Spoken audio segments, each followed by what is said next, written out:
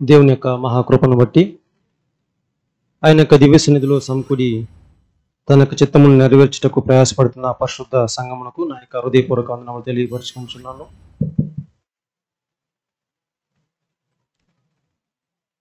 అదేవిధంగా ఈరోజు కూడా దేవుని యొక్క దయలో ఆయన కృపలో మనకి పాలిచ్చి తన యొక్క సన్నిధిలో మనందరినీ కూడా సజీవులుగా ఉంచినటువంటి దేవాది దేవునికి, మన ప్రభువు మన కోసం ప్రాణత్యాగమునొసగినటువంటి మన యొక్క రక్షకుడైన యేసుక్రీస్తు వారి పరిశుద్ధ నామమున స్తుతులు స్తోత్రములు సమర్పించుకొనుచున్నాము.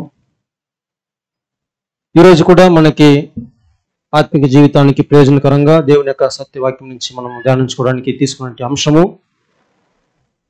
మన ప్రభు అయిన యేసుక్రీస్తు వారి రక్తమును త్రాగుట, drinking of our lord's blood. ఈ యొక్క అంశము మనం గమనించినప్పుడు గత సమయంలో మనము యేసు ప్రభు వారి చివరి భోజనము లేదంటే ప్రభురాత్రి భోజనము మనం పాలు పొందుకున్నాం. పాలు పొందడానికి మనమందరూ కూడా స్పష్టమైన జ్ఞానంతో దాని యొక్క ఉద్దేశం ఎరిగి మనం ఎందు నిమిత్తం దానిలో పాలు పొందామనే ఒక పర్పస్ని గుర్తించి మనం పాలు పొందామని చెప్పి విశ్వసిస్తున్నాం. ఆయనను మరింత అవగాహన కొరకు ఈ యొక్క అంశాన్ని మీ ముందుకు తీసుకురావడానికి నేను ఇష్టపడుతున్నాను. కాబట్టి మనం వాక్యదానానికి వెళ్దాం. ఆధార వాక్యంగా మనం చదువుకున్నాం. యోహాను రాసిన సువార్త 6వ అధ్యాయము 53వ వాక్యం మనం చదువుకున్నాం.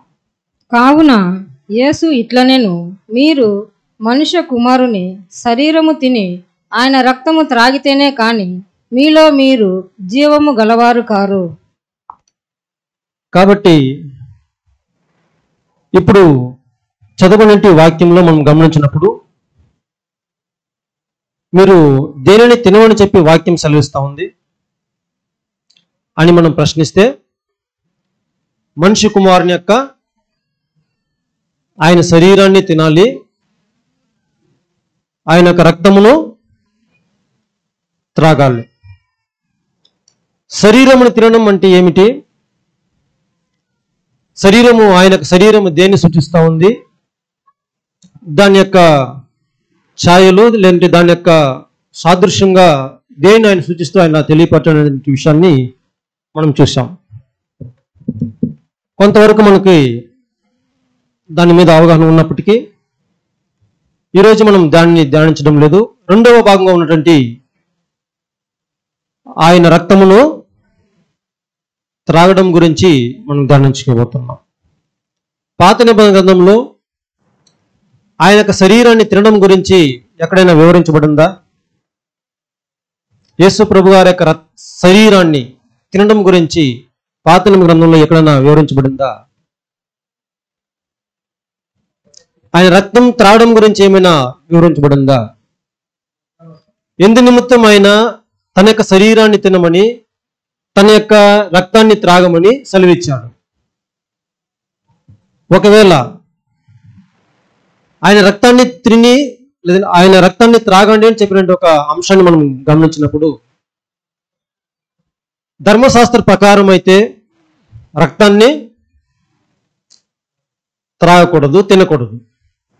ఇప్పుడు ఈయన చెప్పినట్టు ఒక వాక్యంలో మనం గమనించినప్పుడు ఆయన రక్తాన్ని తినడం అంటే ఆయన రక్తాన్ని త్రాగండి, ఆయన శరీరాన్ని తినండి అని చెప్పినట్టు వాక్యంలో గల వ్యత్యాసం ఏమిటి?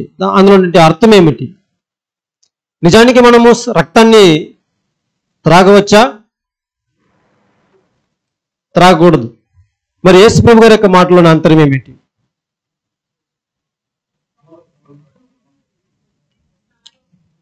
మీ యొక్క సమాధానము అది ఛాయ, రక్తము జీవం గలది, ఇంకా మన యొక్క ప్రాణం కొరకు ఆయన యొక్క ప్రాణం అర్పించాడు కనుక ఆ యొక్క రక్తాన్ని మనం భుజించాలి. మీ యొక్క సమాధానంలో ఉన్నటువంటి ఒక సమాధానంలో కరెక్ట్ అయినప్పటికీ కూడా దాని యొక్క పర్పస్ని, దాని యొక్క ప్రిన్సిపల్ని, దాని యొక్క మూల సూత్రాన్ని మనం గ్రహించుకోవడం చాలా అవసరమైనది. కాబట్టి ఈ యొక్క అంశాన్ని మనం కొద్దిగా ధ్యానించుకుందాం.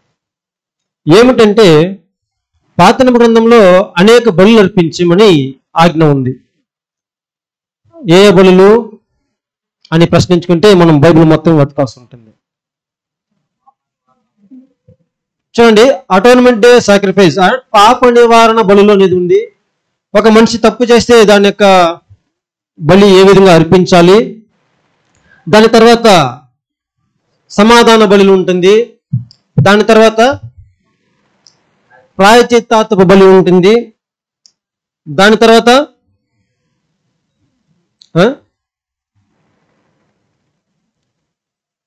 ఇంకా ఏం బలి ఉంటుంది? పస్కా బలి మర్చిపోయినామా? ఇంకా దహన బలి. ఈ విధంగా అనేక బలులు ఉంటుంది. అనేక బలులు కూడా ఎవరు అర్పించాలి, ఎలా అర్పించాలి, ఎప్పుడు అర్పించాలి అనేది ప్రధానమైన ప్రశ్నలుగా ఉంది. ఆ అంశాన్ని ఈరోజు మనం ధ్యానించడం లేదు. సరే, మనం ద్రాక్షరసానికి వస్తే ఇదంతా కూడా ఛాయగానే తెలియపరుస్తా ఉంది యేసుక్రీస్తు వారి యొక్క శరీరాన్ని ఏ విధంగా భుజించాలన్నది. ఆ యొక్క బలి అర్పించిన తర్వాత ఆ బలిని ఎవరు భుజించాలి, ఎవరు మాత్రం భుజించాలి, ఎక్కడ భుజించాలి అనేది కూడా చాలా వివరాత్మకమైన బలుల్లో వస్తుంది. దేవుని కృప అయితే మనము రానున్న దినంలో దాని గురించి ధ్యానించుకుందాం. అయితే ఇదే ఒక అంశాన్ని ఆ యొక్క బలులు అర్పించే విధానంలో కూడా ధర్మశాస్త్రం ఈ విధంగానే మనకు సెలవిస్తా ఉంది. ఆయన యొక్క రక్తాన్ని తీసుకుని వెళ్ళి, ఒకవేళ ఒక వ్యక్తి పాపం చేసినట్లా అర్పించినటువంటి బలిలో ఉన్నటువంటి రక్తాన్ని తీసుకొని ఎక్కడ పోచిస్తారు, ఎక్కడ పోస్తారు? అతి పరిశుద్ధమైన స్థలంలో ఒక మందసం ఉంటుంది. ఆ మందసం పైన ప్రోచిస్తారు. తర్వాత ఎక్కడ ప్రోచిస్తారు? ఎక్కడ చల్లుతారు రక్తాన్ని? ఒక రక్తాన్ని ఏమో మళ్ళీ బయట చల్లుతారు. తర్వాత ద్వారబంధం మీద పూస్తారు. తర్వాత ద్వారబంధం మీద పూస్తారు, నిలువ అడ్డుకల్మ మీద. తర్వాత ఇది ఏ బలుల్లో ఎక్కడెక్కడ పోస్తారు అనేది మనకి స్పష్టంగా తెలుసుకుంటున్న అవసరం ఉంది. ఒక బలి అర్పించిన పస్కా బలి అనడం, ఐగుప్తులో వాళ్ళు వధించబడిన ఈ పస్కా బలి నియమంలో ద్వారబంధం మీద వారు రక్తాన్ని పూసుకుంటారు అనేది. పాప నివారణ బలిలో పాపాన్ని ఎక్కడ తీసుకుని వెళ్ళి ప్రోత్సహించాలనేది ఒక నియమం. సమాధాన బలిలో రక్తాన్ని తీసుకుని ఎక్కడ పోయాలనేది ఒక నియమం. ఆ యొక్క పురానికి బయట అంటే పాలానికి వెలుపల అక్కడ ఒక పోసేటువంటి ఒక రక్తం ఉంది. అక్కడ దహించేటువంటి ఒక మాంసము ఉంది. ఇవన్నీ కూడా దేనిని సూచిస్తూ ఉంది. విడివిడిగా దేన్ని అక్కడ ధర్మశాస్త్రం మనకి వివరిస్తూ ఉన్నది అనేది చాలా ప్రధానమైనది. ఏదైనప్పటికీ కూడా కన్ఫ్యూజన్ కాకుండా మరలా మనం అంశానికి వద్దాం. రక్తాన్ని తినాలా తినకూడదా అనే ప్రశ్నకి తినకూడదని చెప్పి సమాధానం చెప్పారు. చాలా మంచిది సిస్టర్. లిటరల్గా తినకూడదు, స్పిరిచువల్గా తినాలి. ధర్మశాస్త్ర ప్రకారము రక్తాన్ని తినకూడదు అనేది ప్రధానమైన ఆజ్ఞ. వాళ్ళ యొక్క నోట్లో కూడా దాన్ని ముట్టకూడదు. సరే, ఇక్కడ ధర్మశాస్త్రం అనుసరించే యూదుల వద్ద యేసు ప్రభు గారు వచ్చి ఈ విధంగా నా శరీరాన్ని తినండి, నా రక్తాన్ని త్రాగండి అని చెప్తే వాళ్ళకి ఎలా ఉంటుంది? ఎందుకు ఈ మాట పలికాడు ఆయన ఎందుకు ఇలా పలుకుతున్నాడని చూసినట్టయితే, యూదులు కదా చాలా ఖచ్చితంగా ధర్మశాస్త్రాన్ని పాటించాలంటే వైరాగ్యం కనిపరిచేటువంటి వారుగా ఉన్నప్పటికీ యేసు ప్రభు గారు వారి మధ్య నిలబడి నా శరీరాన్ని తిని నా రక్తాన్ని త్రాగకున్నడలా మీకేం కలగదు? ఏం కలగదు? మీకు జీవం ఉండదని చెప్తే వాళ్ళకి ఎలా ఉంటుంది? వాళ్ళకి అక్కడే జీవం పోయినట్టు అయిపోతుంది. అవునా? ఇప్పుడు ఆయన చెప్పేటంటే ఒక సరళి లేదంటే ఆ యొక్క శైలి ఏ విధంగా ఉందంటే వాళ్ళకి ఒక గొప్ప ఆటంకకరంగా తమ ఆత్మిక జీవిత ప్రయాణానికి ఒక అడ్డుగా ఆ యొక్క మాటలు అనేది ఉంది. సోదర సోదరులారా, అవునా కదా? మనం ఆలోచించుదాం. అందుకు ఈయన ఎందుకు ఆ విధంగా మాట్లాడాలి? ధర్మశాస్త్రానికి విరుద్ధంగా మాట్లాడినట్లు వాళ్ళకి ఎందుకు తెలియపరచాలి అని అడిగితే, దానికన్నా ముందు మరొక ప్రశ్నతో ఈ యొక్క వివరణకి వెళ్దాం. యేసు ప్రభు గారి వద్ద చాలా మంది జన సమూహము కూడుకున్నారు, ప్రజలందరూ కూడా కూడుకున్నారు. అవునా? వాళ్ళందరినీ కూడా యేసు ప్రభు గారు ఆహ్వానించారా? లేదంటే అంతమంది తనతో పాటు వెంబడించాలని ఆయన ఆశించాడా? సరే, మనలో ఈ ఎక్లీషాల్లో అనేక ఆత్మలు లేదంటే అనేక ప్రజలందరూ కూడా విశ్వాసం పొందుకొని, అంటే ఈ యొక్క సత్యాన్ని నమ్ముకొని ఎక్లీషాకు రావాలని చెప్పి ఎంతమంది కోరుకుంటుంది? మీ యొక్క సమాధానం చెప్పండి. అంటే అనేక మంది ఈ యొక్క సత్యాన్ని తెలుసుకొని రావాలని మీకు ఆశ ఉందా? లేదంటే కొద్ది మంది మాత్రమే చాలు, లిమిటెడ్ అని చెప్పి ఆశ ఉందా? సాధారణంగా అందరూ వస్తే మంచిదని చెప్పి మన యొక్క ఆశాభావం ఉంటుంది. కానీ ఇక్కడ యేసు ప్రభు గారి ఉద్దేశం అలా కాదు. అందరూ రావడం నాకు అవసరం లేదు, నాకు ఏర్పరచబడిన వారు మాత్రం ఎంతమంది ఉందో వాళ్ళు మాత్రం వస్తే నాకు చాలు. ఇప్పుడు అక్కడ జరుగుతూ ఉంది, అక్కడ వేరుపరిచేటువంటి ఒక విధానం. చాలా మంది వచ్చారు, కానీ నిజమైనటువంటి గొర్రెలు ఏంటి, నిజము కానీ ఒక గొర్రెలు ఏంటి, మేకలు ఏంటి, గొర్రెలు ఏంటి, ఒక వేరుపరిచేటువంటి ఒక విధానంలో ఆయన ఈ యొక్క మాటలను వాళ్ళ ముందర చెప్తున్నారు. ఆ మాటలు చెప్పగానే నిజమైన గొర్రెలేదో ఆయన అనుసరిస్తుంది, మేకల గుంపు ఇది కఠినమైన బోధ, దీనిని ఎవరు అనుసరించగలరు, దీన్ని ఎవరు పాటిస్తారు అని చెప్పి ఒకరికొకరు మాట్లాడుకొని వెనుదిరిగి వెళ్ళిపోయేటువంటి ఒక సందర్భం ఏర్పడింది. వాళ్ళు వెళ్ళిపోవాలని చెప్పి అక్కడ యేసు ప్రభు గారు అలా మాట్లాడినట్టు అది వేరుపరిచేటువంటి ఒక విధానం, వేరుపరిచే విధానాన్ని ఆయన అనుసరిస్తూ ఆయన ఆ విధంగా మాట్లాడని చెప్పి మనం చూస్తున్నాం. సోదరులారా, ఇప్పుడు మనం అందరూ కూడా అదే మాట్లాడదామా? వేరుపరిచే విధానాన్ని అనుసరించినటువంటి ఒక క్రైస్తవ మాటల్ని, బోధల్ని మనం గమనించినప్పుడు, నిజమైన సంఘము సత్యం పలికినప్పుడు, లేదంటే దేవుని యొక్క సత్యాన్ని గ్రహించుకోలేనప్పుడు, ఇది కఠినమైన బోధ, సత్యము, ఎవరు దీన్ని పాటించడానికి సాధ్యం కాదని చెప్పి వెనుదిరిగిపోయేటువంటి ఒక విషయం కూడా ఉండొచ్చు. మనము ఎటువంటి గుంపులో ఉన్నామనేది ఒక ప్రశ్న మీ ముందు ఇస్తున్నాం, మీరే పరిశీలించుకోవాల్సిందిగా తెలియపరుస్తున్నాం. సరే, మన పాఠానికి వచ్చినట్లయితే ద్వితీయోపదేశ కాండము 17వ అధ్యాయము 12వ వాక్యంలో మనం చూస్తున్నాం. ధర్మశాస్త్ర ప్రకారము రక్తాన్ని త్రాగకూడదు, స్పష్టంగా రాయబడింది. అప్పుడు మరి ఏం చేయాలి? అపోస్తలుడు పౌలు గారు దీని గురించి ఏం మాట్లాడుతున్నారు? యేసు ప్రభు గారు తాగండి అని చెప్పడం ఏంటి, ధర్మశాస్త్రంలో త్రాగకూడదని చెప్పడం ఏంటి? చదువుదాం మరొక వాక్యము, అపోస్తలుల కార్యము 17:25.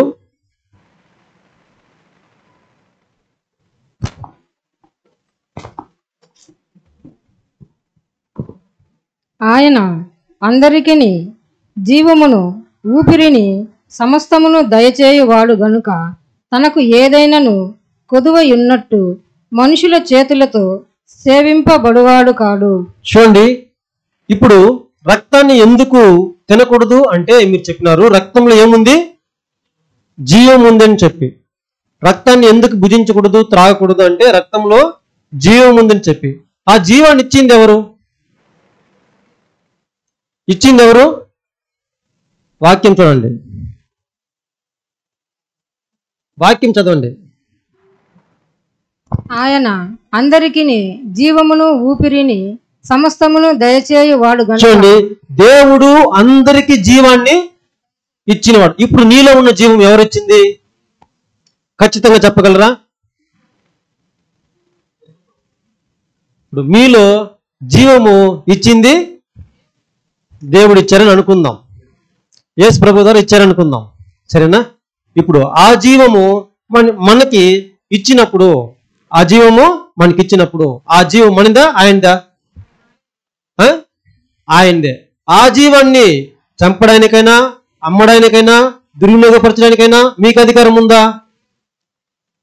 ఎంత నిజంగా మాట్లాడతారు మీరందరూ.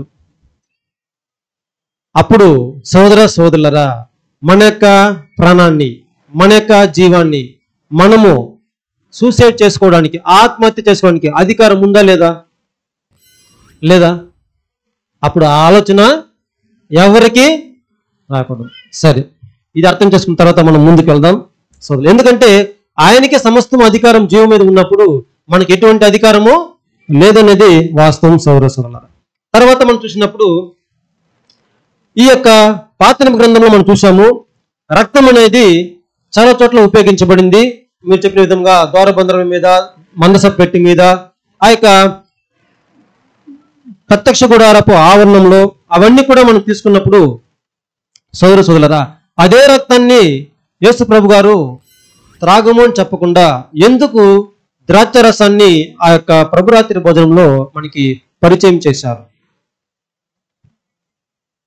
ఇప్పుడు రక్తంలో జీవం ఉందని తెలుసు. రక్తంలో జీవం ఉన్నప్పుడు ఆ రక్తాన్నే మనకి త్రాగండి చలివేయకుండా ద్రాక్ష రసాన్ని తీసుకొచ్చి ఆయన మీ కొరకు చిందించబడినటువంటి నా యొక్క రక్తం అని చెప్పి ఎందుకు దాన్ని పెట్టాలి?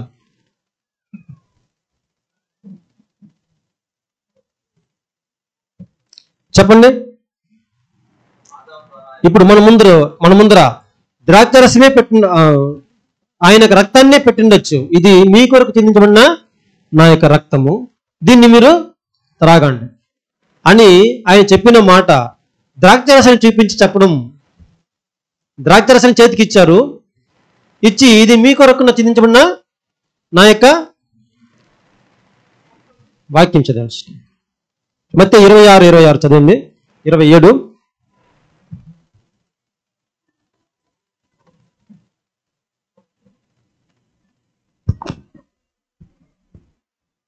మరియు ఆయన గిన్నె పట్టుకొని కృతజ్ఞతాస్తులు చెల్లించి వారికిచ్చి, దీనిలోనిది మీరందరూ త్రాగుడి, ఇది నా రక్తము, అనగా పాప క్షమాపణ నిమిత్తము అనేకుల కొరకు చిందింపబడుచున్న నిబంధన రక్తము. ఆ పాప క్షమాపణ కొరకు అనేకుల కొరకు చిందింపబడిన నా యొక్క నిబంధన రక్తం. సోదరులరా, అప్పుడు ఆయన రక్తాన్ని ఇచ్చాడా, ద్రాక్షరసాన్ని ఇచ్చాడా? ఖచ్చితంగా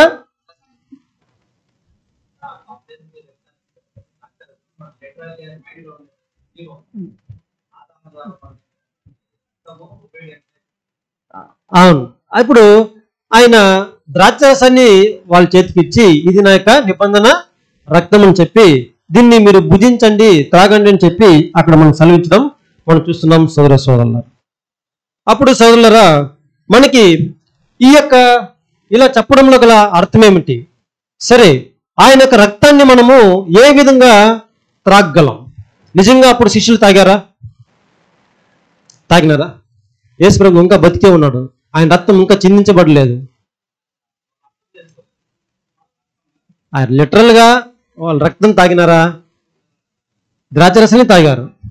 ఇప్పుడు మనం లిటరల్ గా రక్తం తాగుతున్నామా? తాగాల? ఒకవేళ రక్తాన్ని త్రాగకపోతే మనలో జీవం రాదు అని చెప్పినప్పుడు ఎలా మనం రక్తాన్ని త్రాగగలం? సింబాలిక్ గా ఆయన చెప్పలేదు కదా. ఇప్పుడు మనం కూడా లిటరల్ కాదు, ద్రాక్షరసాన్ని రక్తం అనుకుని తాగేయాల.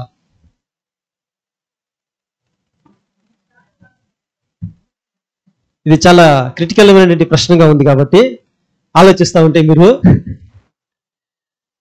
ఇప్పుడు యేసుప్రభు గారు నా యొక్క శరీరాన్ని తినండి, నా యొక్క రక్తాన్ని త్రాగండి అని చెప్పారు. ఇప్పుడు ఆయన యొక్క రక్తాన్ని శిష్యులు త్రాగలేదు అక్కడ, కానీ ద్రాక్షరసాన్ని అందించాడు ఆయన.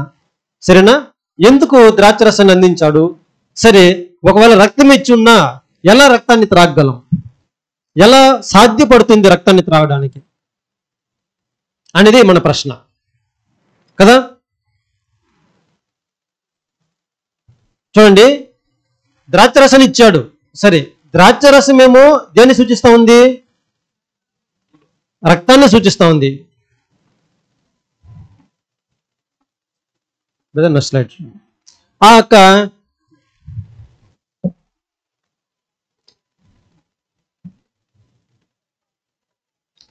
ద్రాక్షరసం ఇచ్చాడు ఆయన. ద్రాక్షరసం దేన్ని సూచిస్తా ఉంది?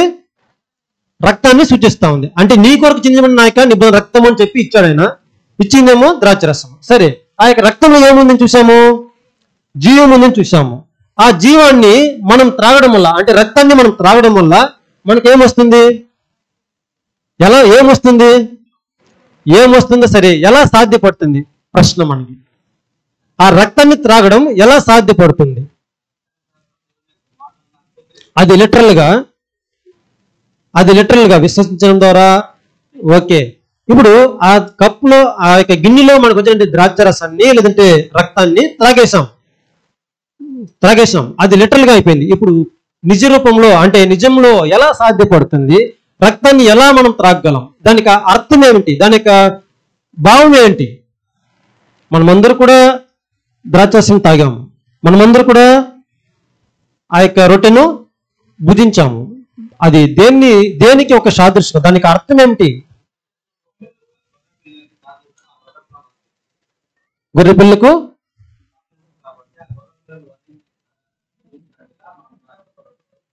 సరే, ఒకవేళ ఆ యొక్క రక్తాన్ని త్రాగడం వల్ల మనం ఎలా జీవాన్ని పొందుకుంటాం? ఆ రక్తాన్ని మనం ఆ యొక్క పాత్రలో ఆ గిన్నెలోనిది మనం త్రాగడం వల్ల ఎలా జీవాన్ని పొందుకుంటాం?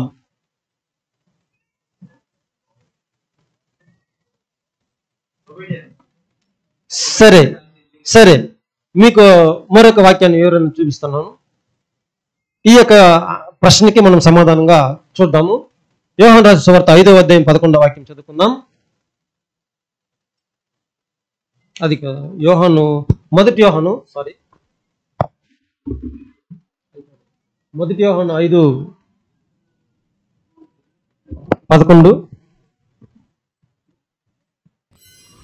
ఆ సాక్ష్యం ఏమనగా దేవుడు మనకు నిత్య జీవమును దయచేసెను. ఈ జీవము ఆయన కుమారుని యందున్నది. చూడండి, ఇప్పుడు ఆ యొక్క రక్తాన్ని మనం త్రాగడం వల్ల మనకి ఏముందంట? చదవండి సిస్టర్. ఆ సాక్ష్యం ఏమనగా దేవుడు మనకు నిత్య జీవమును దయచేసెను. ఈ జీవము ఆయన కుమారు యందున్నది. ఆ యొక్క నిత్య జీవం అనేది ఆయన అనుగ్రహించాడు. ఆ నిత్య జీవము ఎవరందు ఉన్నది? కుమారునందు. ఇప్పుడు మనం త్రాగే రక్తం ఎవరిది? కుమారు. ఇప్పుడు ఆ యొక్క జీవము కుమారులో ఉన్నప్పుడు, రక్తంలో ఉన్నప్పుడు ఆ యొక్క రక్తాన్ని మనం త్రాగడం వల్ల ఎలా జీవాన్ని పొందుకుంటాం?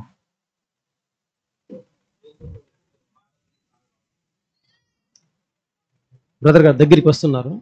సరే, ఇప్పుడు ఆ యొక్క జీవమేమో ఎవరిలో ఉంది?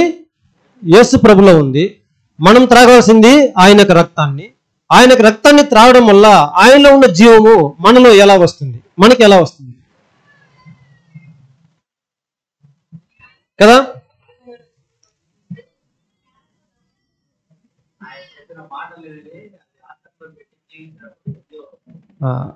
మాటలను విని ఆచరణలో పెట్టినప్పుడు మనకు జీవం ఆటోమేటిక్గా వచ్చేస్తుంది. Thank you brother.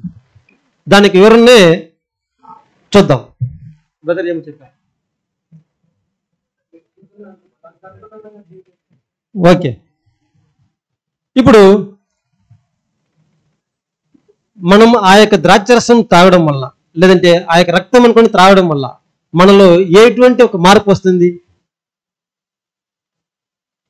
ఎటువంటి ఒక మార్పు వస్తుంది? ఆ రక్తాన్ని త్రాగడం వల్ల వెంటనే మనకి జీవం వస్తుందా? లేదంటే వేరే ఏదైనా మార్పు వస్తుందా?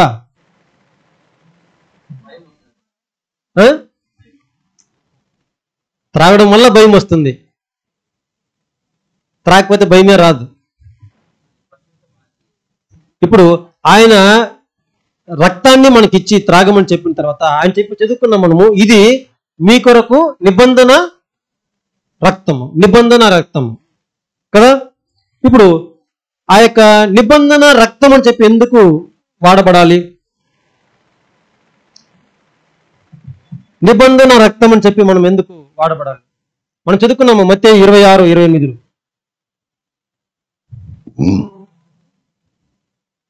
నిబంధన రక్తము అంటే దానికి ఏమైనా మనకి ఐడియా ఉందా?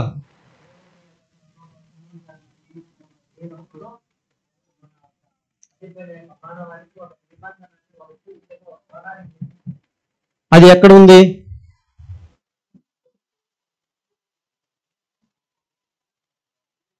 కరెక్ట్, బ్రదర్ చెప్పింది కరెక్ట్. అది ఎక్కడ ఉంది?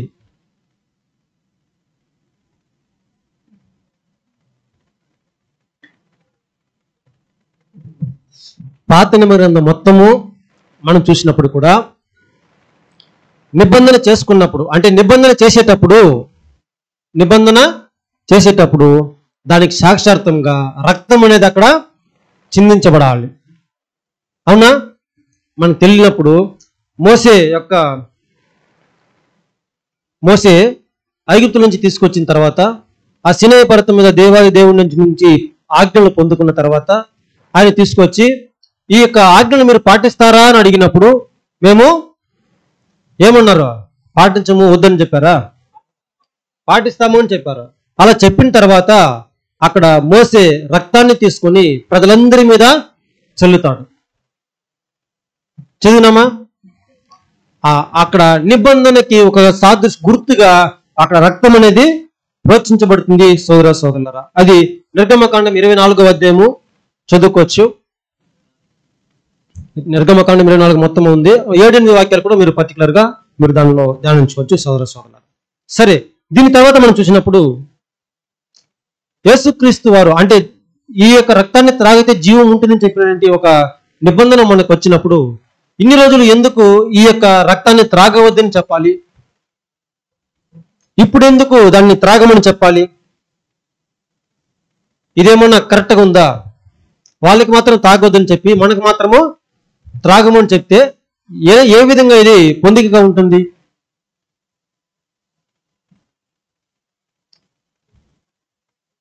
ఇప్పుడు ఎందుకు ఆ విధంగా మార్చబడింది? వాళ్ళకేమో త్రాగొద్దని చెప్పడం, మనకేమో త్రాగండి అని చెప్పడము. ఇది ఏమన్నా సరిపోతుందా?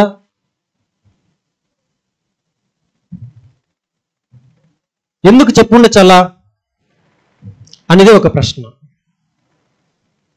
వాళ్ళకి ఏమని త్రాగమని చెప్పాడు? ఆ గొర్రె పిల్ల యొక్క రక్తము, ఏదైతే వాళ్ళు వధిస్తారో దాని యొక్క రక్తము, ఏ యొక్క జీవం యొక్క రక్తమైనా సరే మీరు త్రాగకూడదు. ఆ యొక్క రక్తము ఎలా ఉంటుంది? ఆదాము యొక్క అతిక్రమం వల్ల ఈ యొక్క సమస్త జీవకోటి కూడా పాపంలోనికి దాసత్వం అయిపోయింది. అప్పుడు ప్రతి ఒక్క దాంట్లో కూడా, ప్రతి ఒక్క రక్తంలో కూడా ఏమి కలుషితమైంది? అవిధేయత వల్ల పాపం అనేది కల్ముషమైంది, అంటే నిండిపోయింది. అప్పుడు వారు త్రాగేది పాపంతో కూడినటువంటి ఒక రక్తముగా ఉంది సోదరులారా. అప్పుడు పాపంతో నిండిన ఏ రక్తమన్నా సరే తీసుకున్నట్లయితే జీవం కలుగుతుందా? వాళ్ళ పాపం ముందు కనుక వాళ్ళకి ఏమొస్తుంది? మరణం అనేది వస్తూ ఉంది. ఇప్పుడు మరణం ఉన్నటువంటి ఒక పాపంతో నిండినటువంటి ఒక గిన్నెలోనిది, లేదంటే ఆ యొక్క రక్తాన్ని మనం త్రాగినప్పుడు మనకు కూడా మరణం అనేది వస్తుంది. జీవం పొందుకోగలరా? లేదు సోదరులారా. అప్పుడు జీవాన్ని పొందుకోవాలంటే ఇక్కడ రక్తాన్ని, నా యొక్క రక్తాన్ని త్రాగని చెప్పడం దేన్ని సూచిస్తా ఉందంటే ఇది పరిశుద్ధమైన రక్తం, పాపము లేని రక్తము.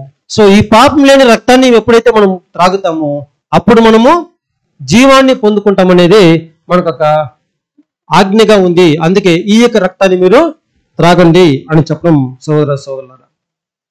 అప్పుడు మనం చూస్తున్నాం సోదరులారా, ఒకవేళ రక్తాన్ని మనం త్రాగినాము అనుకుందాం, ఈ యొక్క పరిశుద్ధమైనటువంటి రక్తాన్ని, యేసుక్రీస్తు వారి రక్తాన్ని మనం త్రాగేమో అనుకుందాం.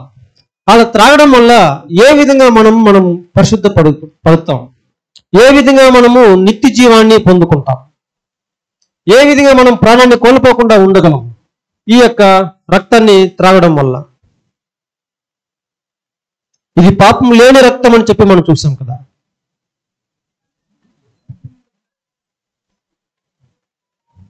ఒకటేమో పాపం నిండినటువంటి పాత్ర రక్తము, ఇంకోటి పాపం లేని రక్తం. ఇప్పుడు పాపం లేని రక్తాన్ని మనం త్రాగినప్పుడు మనకి జీవనం వస్తుందని చెప్పి మనం చూస్తున్నాం. ఒకవేళ త్రాగితే ఎలా జీవం వస్తుందనేది ప్రశ్న. కొద్దిగా తాగితే జీవం వస్తూ ఉంటుంది, బ్రేక్ చేస్తే జీవం అనేది రాదు. ఇది కూడా నిజమైన సమాధానం ఉంటుంది. సరే, ఇప్పుడు ఆ యొక్క రక్తాన్ని మనము మరలా కూడా ఈ యొక్క ఒక అంశము ఇందుకు ముందు స్లైడ్ చూడండి. ఏమిటంటే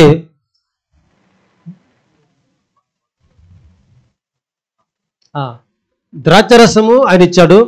ద్రాక్షరసాన్ని రక్తం అని చెప్పారు. ఆ రక్తాన్ని మనము అది క్రీస్తు రక్తము లేదంటే క్రీస్తు యొక్క జీవం అని చెప్పి చూసాము. ఆ క్రీస్తు యొక్క జీవాన్ని మనము పొందుకుంటున్నాము అని చూసాము. ఆ పొందుకోవడము సాదృశ్యంగానే ఆ యొక్క పాత్రలోని మనము త్రాగాము. అవునా? ఇది మనం తీసుకున్నట్టు మనం తాగేటట్టు గిన్నెలోని అర్థం. అది ఎలా సాధ్యపడుతుంది అనేది ప్రశ్న. దానికి వివరణ మనము చూస్తూ ఉన్నాం. ఇప్పుడు చూడండి, ఆ యొక్క పరిశుద్ధమైన రక్తాన్ని త్రాగడం వల్ల మనం ఎలా పరిశుద్ధపడతాం? ఆ యొక్క యేసు ప్రభు గారి యొక్క రక్తాన్ని త్రాగడం వల్ల మనలో ఏ విధంగా జీవం వస్తుంది? ఆయన యొక్క రక్తాన్ని త్రాగడం వల్ల మనం ఎలా ప్రాణంతో ఉంటాం, అంటే నిత్య జీవాన్ని పొందుకుంటాం కదా. ఆయన రక్తము జీవం గలది. ఆయన యొక్క రక్తం జీవం గలదే మనం త్రాగినప్పుడు మనకి ఎలా జీవాన్ని ఇవ్వడానికి అది సాధ్యపడుతుంది?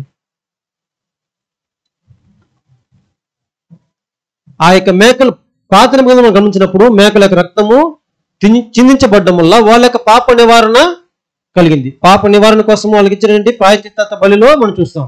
అప్పుడు అక్కడ మేక రక్తము చిందించబడినప్పుడు ఇక్కడ యేసుప్రభు రక్తము సిలువ మీద కార్చబడింది మన కోసం అని చెప్పి మనకు తెలుసు సోదరులారా.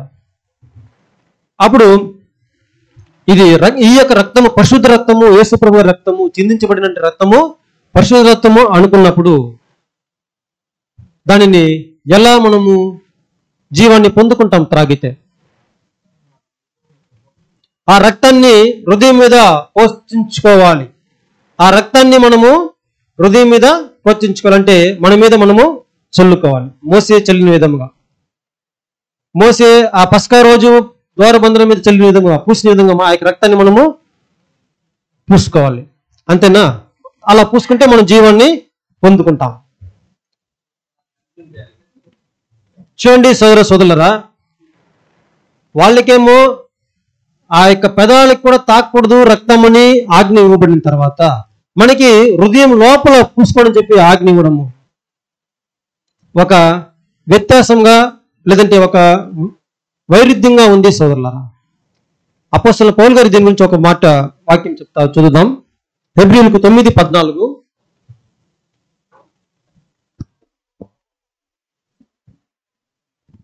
నిత్యుడగు ఆత్మ ద్వారా తన్ను తాను దేవునికి నిర్దోషినిగా అర్పించుకొనిన క్రీస్తు యేసు యొక్క రక్తము నిర్జీవ క్రియలను విడిచి జీవము గల దేవుని సేవించుటకు మీ మనసాక్షిని ఎంతో ఎక్కువగా శుద్ధి చేయును. ఈ యొక్క రక్తము ఏం చేస్తుందంట? మీ యొక్క మనస్సాక్షిని శుద్ధి చేస్తుంది. మనం ఒక మనస్సాక్షిని ఉందా లేదా?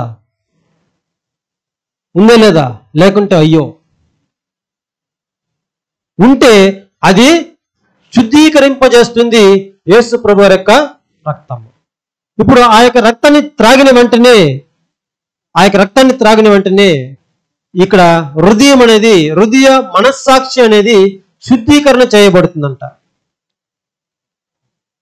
అప్పుడు దేవుణ్ణి సేవించుటకు నిర్జీవ క్రియలను విడిచిపెట్టి, నిర్జీవ క్రియలు అంటే జీవం లేని క్రియలు, జీవం లేని బ్రతుకు, లేదంటే జీవం లేని ఏ పనైనా సరే దాన్ని విడిచిపెట్టి జీవం గల దానిని పొందుకోవటానికి, ఆ యొక్క నిర్జీవ క్రియలను విడిచిపెట్టడానికి మన యొక్క హృదయంలో ఉన్నటువంటి మనస్సాక్షిని శుద్ధీకరణ చేస్తుందంట. అంటే ఏమిటి మనస్సాక్షి అంటే ఏంటి?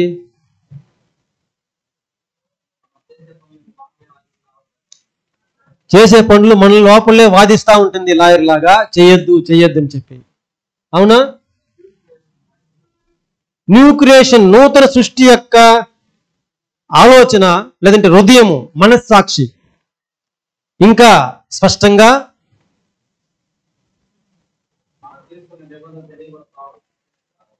తీసుకునే నిబంధనను అది గుర్తు చేస్తూ ఉంటుంది. ఇది నిర్జీవ క్రియ, మనకు వద్దు. ఇది జీవం గల క్రియ, దీన్ని చేయాలి. మనం తప్పు చేస్తున్నాము, ఇది తప్పు, ఇది దేవునికి ఇష్టం లేదు, ఈ యొక్క కార్యము దేవునికి ప్రీతికరమైనది కాదు, ఇది విరోధమైనది అని చెప్పి అదే నూతన సృష్టి అనేది తెలియపరుస్తూ ఉంటుంది. అక్కడ మరొక సృష్టి కూడా ఉంటుంది. అది ఏం చేస్తూ ఉంటుంది? ఇదే వాస్తవము, ఇదే సత్యము, ఇది సౌకర్యము, ఇది మనకి ప్రయోజనకరము, ఇది లాభదాయకం అని చెప్పి నిర్జీవ క్రియల వైపు మనసును త్రిప్తూ ఉంటుంది. ఎప్పుడైతే యేసుక్రీస్తు వారి రక్తాన్ని మనము తీసుకుంటామో అప్పుడు మన యొక్క హృదయం అనేది మనస్సాక్షిని అది శుద్ధీకరించి పరిశుద్ధమైన దాన్ని చూడడానికి, దేవునికి ప్రీతికరమైన దాన్ని చూడడానికి, దేవుని విరుద్ధమైన కార్యాలను విడిచిపెట్టడానికి అది మన యొక్క అంతరంగంలో ఉన్నటువంటి నూతన సృష్టి యొక్క స్వభావాన్ని అది మనస్సాక్షిని శుద్ధి చేస్తుంది. అప్పుడు హృదయం అంతరంగం శుద్ధీకరణగా ఉన్నప్పుడు మనకి క్రియలు, నోటి మాటలు, చూపులు అన్నీ కూడా ఏ విధంగా వస్తుంది? అందుకే మనకి చూస్తున్నాము ఈ యొక్క రక్తానికి సాదృశ్యంగా ద్రాక్షరసాన్ని అక్కడ మనకి ఇవ్వడం ఈ యొక్క ప్రభురాత్రి భోజనంలో జరుగుతుంది. సోదర సోదరులారా, అక్కడ యేసుప్రభు చచ్చిపోయి ఉంటే రక్తానికి నిజంగా అయితే తాగేసి ఉంటారా? అది సాదృశ్యంగా ఆ యొక్క రక్తం అనేది ద్రాక్షరసాన్ని సాదృశ్యంగా మనకి ద్రాక్షరసం ఇవ్వబడింది. ఇప్పుడు చూడండి, ఆ యొక్క ఈ విధంగా మనస్సాక్షి అనేది ఒక నూతన సృష్టి అనేది మనకి ఏ విధంగా ఎప్పుడు ఇవ్వబడింది? ఎవరి ద్వారా ఇవ్వబడింది? మనకే తెలియదు, కానీ మనలో నూతన సృష్టి అనేది వచ్చేసింది. అవునా? అవును సోదర సోదరులారా, మనం ఎప్పుడైతే దేవుని సన్నిధిలో ఈ యొక్క నిబంధన చేసుకుంటామో అప్పుడు మనకు ఒక నూతన స్వభావం అనేది, నూతన సృష్టి అనేది మనకి అనుగ్రహించబడుతుంది. కొలస్సీలు 2:11 మనం గమనిస్తాము. చదవండి, కొలస్సీలు 2:11.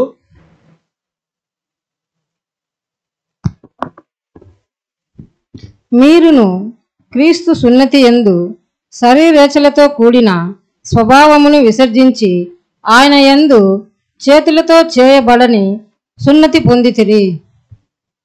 ఇప్పుడు ఆ యొక్క చేతులతో చేయబడిన సున్నతిని మీరు పొందుకున్నారు. ఏ విధంగా పొందుకుంటాము? ఇజ్రాయెల్ ప్రజలకి వాళ్ళకి అక్షరాల లిటరల్ గా చేసుకునే సున్నతిని వాళ్ళు పొందుకుంటేనే తప్ప జీవానికి వాళ్ళు ప్రవేశించలేరు అన్నప్పుడు ఆత్మీయమైన ఇజ్రాయెల్ గా ఉన్నటువంటి మనము కూడా ఈ యొక్క హృదయ సున్నతి చేతులతో చేయబడినది ఎప్పుడైతే ఆ యొక్క ద్రాక్షరసాన్ని మనం తీసుకుంటామో ఆ యొక్క హృదయ శుద్ధీకరణ చేయబడి ఆ యొక్క హృదయ సున్నతి అనేదాన్ని మనం పొందుకుంటాం అనేది ఇక్కడ అపోస్తులు చాలా చక్కగా వివరిస్తున్నారు సోదరులారా. అప్పుడు మన యొక్క హృదయం అనేది మనస్సాక్షిని శుద్ధి చేస్తుంది. మన యొక్క అంతరంగ హృదయం ఉన్నటువంటి చేతులతో చేయబడిన సున్నతిని ఈ యొక్క హృదయం పొందుకుంటుంది, పరిశుద్ధంగా కలిగి ఉంటుంది. సున్నతనము పరిశుద్ధ ఒక నిష్టమైన పరిశుద్ధమైన జీవితాన్ని చేయడానికి పూర్తి ఒక నిబంధనను అక్కడ తెలియపరుస్తా ఉంది. అందుకే ఇది చేతులతో చేయబడిన ఒక సున్నతి మీరు పొందుకున్నారు. ఇప్పుడు చూడండి, ఆత్మిక ఇజ్రాయేల్ ప్రజలకి నిజంగా చూసినట్లయితే సున్నతి పొందుకుంటేనే వాళ్ళకి జీవము ఉంటుంది, జీవంలోనికి దాటున్నారని చెప్పి, లేదంటే మరణం అనేది వాళ్ళకి సంభవిస్తుంది. ఇప్పుడు ఆత్మిక ఇజ్రాయేల్ గా మనకందరికీ కూడా ఈ విధంగా నియమాన్ని ఆయన పెట్టి హృదయ సున్నతిని ఆయన కల్పిస్తున్నాడు సౌర సోదరులారా. దీని తర్వాత ఈ యొక్క నిబంధన ఎక్కడ మనం చేసుకుంటాము? ఎక్కడి నుంచి మనకి ఈ యొక్క సున్నతి, లేదంటే ఎక్కడి నుంచి ఈ యొక్క నూతన సృష్టి స్వభావం అనేది ఏర్పడుతుంది? మనం ఎప్పుడైతే దేవునితో పాటు నిబంధన చేసుకుంటామో, బాప్తిసం పొందుకుంటామో అక్కడి నుంచి మనకి స్టార్ట్ అవుతుంది. చూడండి, 1 పేతురు 3:31 మనం చదువుకుందాం.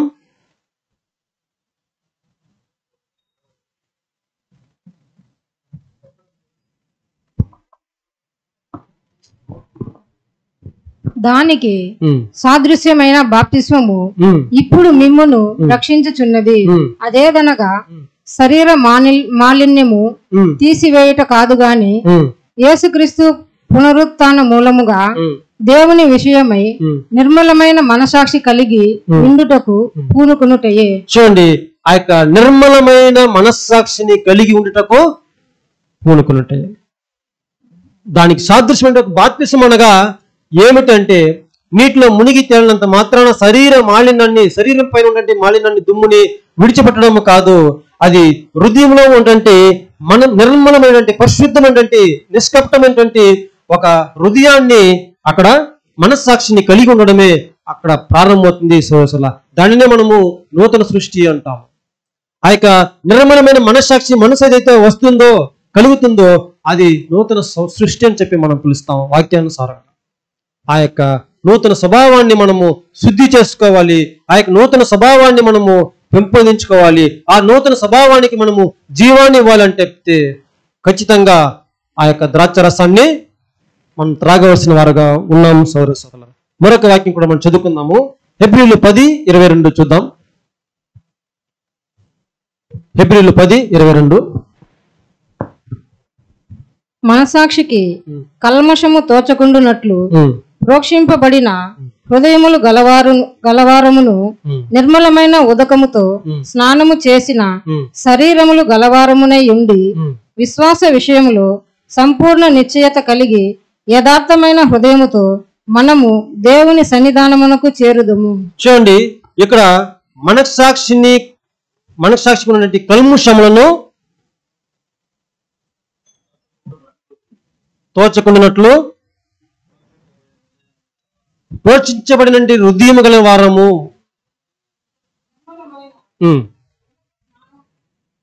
ఇక్కడ రెండు విధాలుగా మనకి వాక్యము అనేది సెలవిస్తూ ఉంది. ఏమిటంటే మనకు మనస్సాక్షి కల్ముషం లేకుండా ఉండడానికి రక్తం అనేది అక్కడ ప్రోక్షించబడుతుందంట. అర్థమవుతుందా? మన యొక్క హృదయం అనేది కల్ముషం లేకుండా ఉండడానికి వాక్యం మొదటి భాగం సెలవిస్తూ ఉంది. రక్తం అనేది అక్కడ చల్లబడింది. రెండవది మనం చూస్తున్నాము, నిర్మలమైన ఉదక స్నానముతో శరీరములు గలవారుగా ఉన్నాము. శరీరం యొక్క ఉదక స్నానం, నిర్మలమైన శరీరాన్ని కలిగి ఉండడానికి అక్కడ నీటి ద్వారా మనము ప్రోత్సహించబడుతున్నాము. మొదటిది రక్తం ద్వారా ప్రోత్సహించబడుతున్నాము, రెండవది నీటి ద్వారాను ప్రోత్సహించబడుతున్నాం, అంటే కడుగబడుతున్నాము. నీటి ద్వారా కడగబడడం దేన్ని సూచిస్తూ ఉంది? రక్తం ద్వారా కడగబడడం దేన్ని సూచిస్తూ ఉంది? సోదరులారా, చూడండి, యేసు ప్రభు గారు కూడా సిలువ మాను పైన ఉన్నప్పుడు ఆయన ప్రక్కట్లో పొడిచినప్పుడు ఆయన యొక్క శరీరం నుంచి బయలుదేరి వచ్చింది నీరే రక్తమా? నీరు రక్తము రెండు కూడా వచ్చింది. దేనికి సాదృశ్యంగా ఉంది? ఆ రక్తము ద్వారా మన యొక్క హృదయ అంతరంగంలో కల్ముషములకు తీసివేయబడాలి, శుద్ధీకరించబడాలి. ఆ రక్తం మన మీద ప్రోక్షించబడాలి. అదేవిధంగా నీరు ప్రోక్షించబడాలి. మన యొక్క శరీర మాలిన్యమును శుద్ధీకరించడానికి, నిర్మలమైన మనస్సాక్షి శరీరం కలిగిన వారుగా ఉండడానికి మనకి నీరు కూడా అక్కడ మన మీద ప్రోక్షించబడాలనేది ఆ యొక్క రక్తము నీరు మనకి పడతా ఉంది. సోదరులారా, ఈ యొక్క రక్తం వల్ల, నీరు వల్ల నీరు మన సత్యాన్ని సూచిస్తూ ఉంది మనకు తెలుసు, రక్తం ఆయన జీవాన్ని సూచిస్తూ ఉంది మనకు తెలుసు. ఈ రెండు కూడా ఒక నూతన సృష్టి యొక్క హృదయం మీద కడగబడినప్పుడే ఆయన యొక్క జీవాన్ని పొందుకోవడానికి అది సాధ్యపడుతుంది అనేది మనం చక్కగా చూస్తున్నాం. సోదరులారా, ఏ విధంగా అయితే ఒక వ్యక్తి అనారోగ్యకరమైన ఒక వ్యక్తి లేదంటే బలహీనమైన ఒక శరీరము మనకి ఒక మాత్రతో లేదంటే టాబ్లెట్ మందు తీసుకున్న తర్వాత అది సరిచేయబడి పరిశుద్ధంగా మారుతుందో, ఆ విధంగా ఈ యొక్క రక్తం అనేది, ఈ యొక్క నీళ్లు అనేది ఒక మనిషి యొక్క కల్ముషములు తీసివేసి పరిశుద్ధపరచడానికి అది దోహదపడుతుంది. సోదరులారా, అది దోహదపడాలంటే ఆ యొక్క ఏం చేయబడాలి? ఆ యొక్క రక్తం అనేది పోషించబడి శుద్ధీకరించి చేస్తుందని చూస్తున్నాము. ఒక మందులాగా. మందు ఏం చేస్తుంది?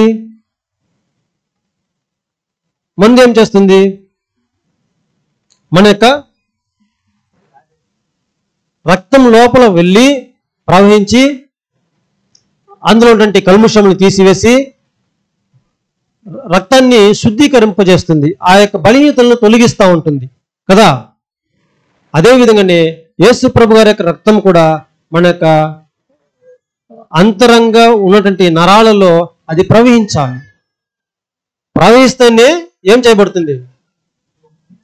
ఆ యొక్క పాప మాలిన్యము, కల్ముషము ఏదైతే ఉందో దానిని శుద్ధి చేస్తూ ఉంది. అవునా? అప్పుడు ఆ యొక్క రక్తము మన యొక్క శరీరంలో ఏ విధంగా ప్రవహించడానికి సాధ్యపడుతుంది? యేసు ప్రభు యొక్క రక్తము మన యొక్క శరీరంలో, మన యొక్క నరాలలో ఏ విధంగా ప్రవహించడానికి సాధ్యపడుతుంది.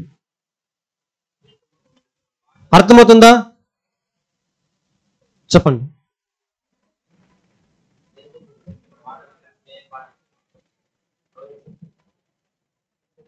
అట్లే ప్రవహిస్తూ ఉంటుంది లోపల. మనం మొదటిగా త్రాగాలి, త్రాగిన వెంటనే అది నరాల్లో వెళ్ళిపోతుంది, జీర్ణం కాదు, అలాగే ఉండదు. ఇప్పుడు సోదరులారా, మనం తీసుకుంటే ద్రాక్ష రసము ఎప్పుడో డైజెషన్ అయిపోతుంది కదా. సరే, ఇప్పుడు ఆయన యొక్క రక్తము మన యొక్క శరీరంలో ప్రవహిస్తేనే తప్ప మనలో ఆ శుద్ధీకరణ జరుగుతున్నప్పుడు ఏ విధంగా ఆయన రక్తము మన యొక్క బాడీలోకి వస్తుంది అనేది ప్రశ్న. చూడండి, మరొక వాక్యం గమనిద్దాం. అపోస్తలుడు పౌలు గారు ఈ విధంగా చెప్తున్నారు, గలతీయులు 2:20. నేను క్రీస్తుతో కూడా సిలువ వేయబడి ఉన్నాను, ఇకను జీవించు వాడను నేను కాను, క్రీస్తే నా యందు జీవించుచున్నాడు. నేనిప్పుడు శరీరమందు జీవించుచున్న జీవితము నన్ను ప్రేమించి నా కొరకు తన్ను తాను అప్పగించుకొనిన దేవుని కుమారుని యందలి విశ్వాసము వలన జీవించుచున్నాను. ఇప్పుడు చూడండి, అపోస్తలుడు పౌలు గారు చెప్తున్నారు, నాలో ఒక రక్తం ప్రవేశిస్తా ఉంది, నాలో ఒక జీవం అనేది ఉంది. అది ఎవరి జీవమో? నా జీవం కాదు. ఇక్కడ చూడండి, ఆయన ఎప్పుడంటే ఇకను జీవించేవాడును నేను కాదు. అంటే నాలో ఉన్నటువంటి రక్తము అది నాది కాదు, నా రక్తము ప్రవహించలేదు. ఇంకా నా యందు జీవించుచున్నాడు, శరీరమందు జీవించుచున్న జీవము, నా శరీరమందు ఏదైతే జీవిస్తూ ఉందో, ఆ ఏదైతే రక్తం ప్రవేశిస్తూ ఉందో ఆ రక్తము నన్ను ప్రేమించి ఎవరిదంట? చూడండి సోదర, ఆయన స్పష్టంగా చెప్తున్నాడు, జీవము, రక్తం దేనికి సాదృశ్యంగా? జీవానికి సాదృశ్యంగా ఉంది. ఇప్పుడు ఆ యొక్క జీవం అనేటువంటి ప్లేస్ లో మన రక్తము అనే మాటను పెట్టినటువంటిది, నాలో ఉన్నటువంటి రక్తము నాది కాదు, నాలో ప్రవేశిస్తున్న రక్తము నన్ను ప్రేమించి నా కొరకు ఇచ్చినటువంటి యేసు ప్రభుది. అపోస్తలుడు పౌలు గారు చక్కగా చెప్తున్నారు. ఇప్పుడు అవునా, మనం చెప్పగలమా? ఇప్పుడు క్రీస్తు యొక్క రక్తము నాలో ఉందని చెప్పి మనం చెప్పగలమా? చెప్పిన వారమైతే మనం ఎలా నడుచుకోవాలి, చెప్పినట్లయితే మన యొక్క జీవితం ఎలా ఉండాలి అని చూసినట్లయితే సోదరు చెప్పారు, అది భయం వచ్చేస్తుంది బ్రదర్. ఒక ఉదాహరణకి, మనది కాని ఒక వాహనాన్ని మనం తీసుకుని వెళ్తున్నప్పుడు మనకి ఎలా దాని మీద ఎంతటి శ్రద్ధ ఉంటుందంటే, ఏమైనా జరిగితే, ఏమైనా అయితే ఎవరికి జవాబు చెప్పాలా? దాని యొక్క యజమానికి మనము సమాధానం చెప్పాలంటే ఒక భయం ఉంటుందా? అదేవిధంగా ఇప్పుడు మనలో జీవం ఇవ్వబడింది, ఆ జీవాన్ని మనం భద్రముగా కాపాడుకోవాలి. ఆ కాపాడుకోవాలంటే భయం ఎవరికి ఉంటుంది? ఎవరైతే జీవాన్ని పొందుకుని ఉంటారో వాళ్ళకి ఉంటుంది. అవునా? చూడండి సోదరులరా, మరొక వాక్యం కూడా దీన్ని చదువుకుందాం. 1 కొరింథీయులు 6వ అధ్యాయము 19-20 వాక్యం.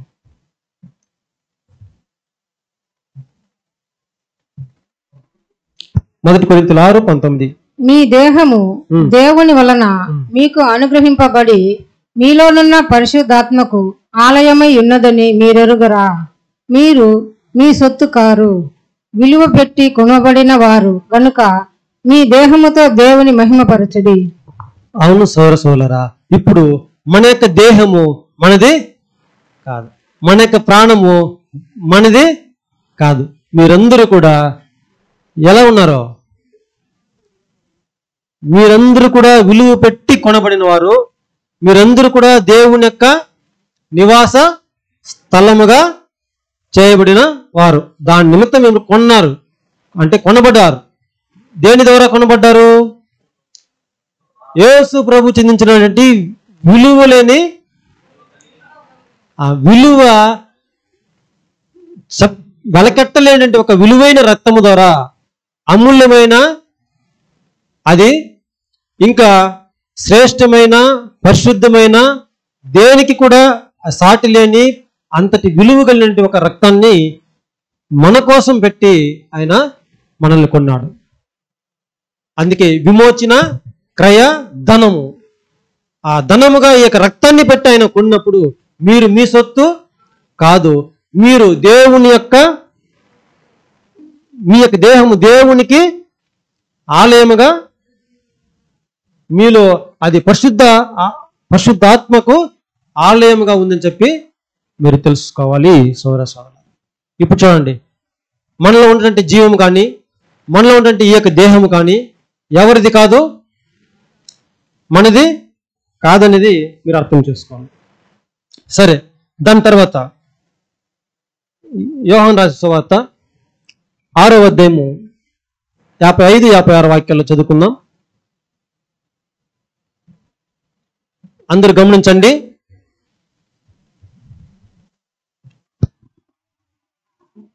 అందరూ చాలా గమనిస్తే ఈజీగా అర్థమైపోతుంది, లేదంటే కొద్దిగా టఫ్ గా ఉంటుంది సబ్జెక్ట్. నా శరీరము నిజమైన ఆహారమును, నా రక్తము నిజమైన పానమునై ఉన్నది. నా శరీరము తిని నా రక్తము త్రాగువాడు నా యందును, నేను వాని యందును నిలిచియుందుము.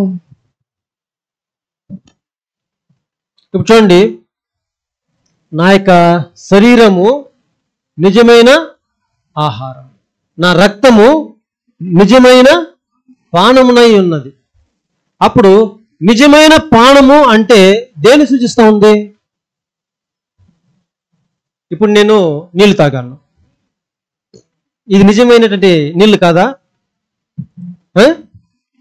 కాదా? అవునా కాదా? అప్పుడు అక్కడ నా రక్తమే నిజమైన పానము అని చెప్పబడింది.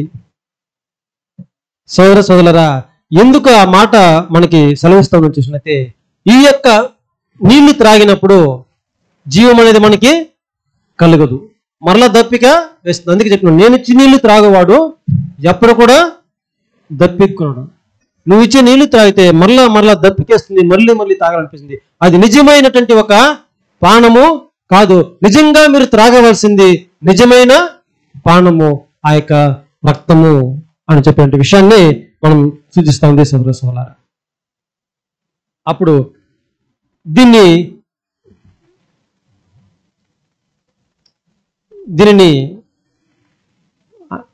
ఎప్పుడు తాగాలి? సరే, ఆ యొక్క రక్తంతో, ఆ యొక్క రక్తము లేదంటే ఆ యొక్క పానము అనేది మనము ఎప్పుడైతే సేవిస్తామో మనలో అది ఉండాలి. అది మనలోనే మనం తీసుకున్న తర్వాత మనలో ఉండాలి. ఒకవేళ మనం లేకపోతే ఏమవుతుంది?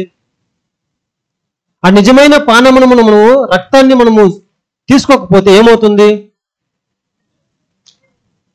చచ్చిపోతాం. అందుకే ఆయన ఉపమాన రీతిలో ఈ విధంగా మనకి సెలవిస్తున్నాడు. యోహాను రాసిన సువార్త 15వ అధ్యాయంలో ద్రాక్ష రసము లేదంటే ఆ యొక్క ద్రాక్ష వల్లిని యొక్క ఉపమానంలో ఆయన ఈ విధంగా సెలవిస్తున్నాడు. సోదర సోదరులారా, నేను నిజమైన ద్రాక్ష వల్లిని, నా యందు మీరు కంటిన్యూలుగా ఆ యొక్క సంబంధాన్ని కలిగి ఉండకపోతే మీలో జీవం అనేది ఉండదు. చూడండి, ఒకవేళ ఆ యొక్క తీగలు అనేది తెగవేయబడినట్లయితే లేదంటే కోసివేస్తే ఆ యొక్క తీగలు ఏం చేయదంట? జీవము అది అతకబడనకుండా వేరు చేయబడినట్లయితే అది బ్రతకడానికి సోర్స్ అనేది లేదు సోదర సోదరులారా. దాని తర్వాత మనం చూస్తున్నాము, ఆ యొక్క తీగల నుంచి వచ్చేది మనకి ఫలాలు అనేది, ఒకవేళ మనం ఎప్పుడు అతకబడి ఉంటే ఏమొస్తుంది? అందులో నుంచి ఫలం అనేది వస్తుంది. ఏ విధంగా తీగలు ఆ యొక్క ద్రాక్ష వల్లిలో లేదంటే ముద్దులో అతకబడి ఉంటుందో అప్పుడు ఆ యొక్క ద్రాక్ష పండు అనేది మనకి వస్తుంది సోదర సోదరులారా. ఒకవేళ వేరుగా ఉంటే మీరు ఏమీ కూడా చేయలేరని చెప్పిన ఒక విషయాన్ని మనం చూస్తున్నాం. ఒకవేళ ఈ యొక్క ద్రాక్ష చెట్టు అనేది బ్రతకాలి అంటే దానికి ఏమి కావాలి? నీళ్ళు.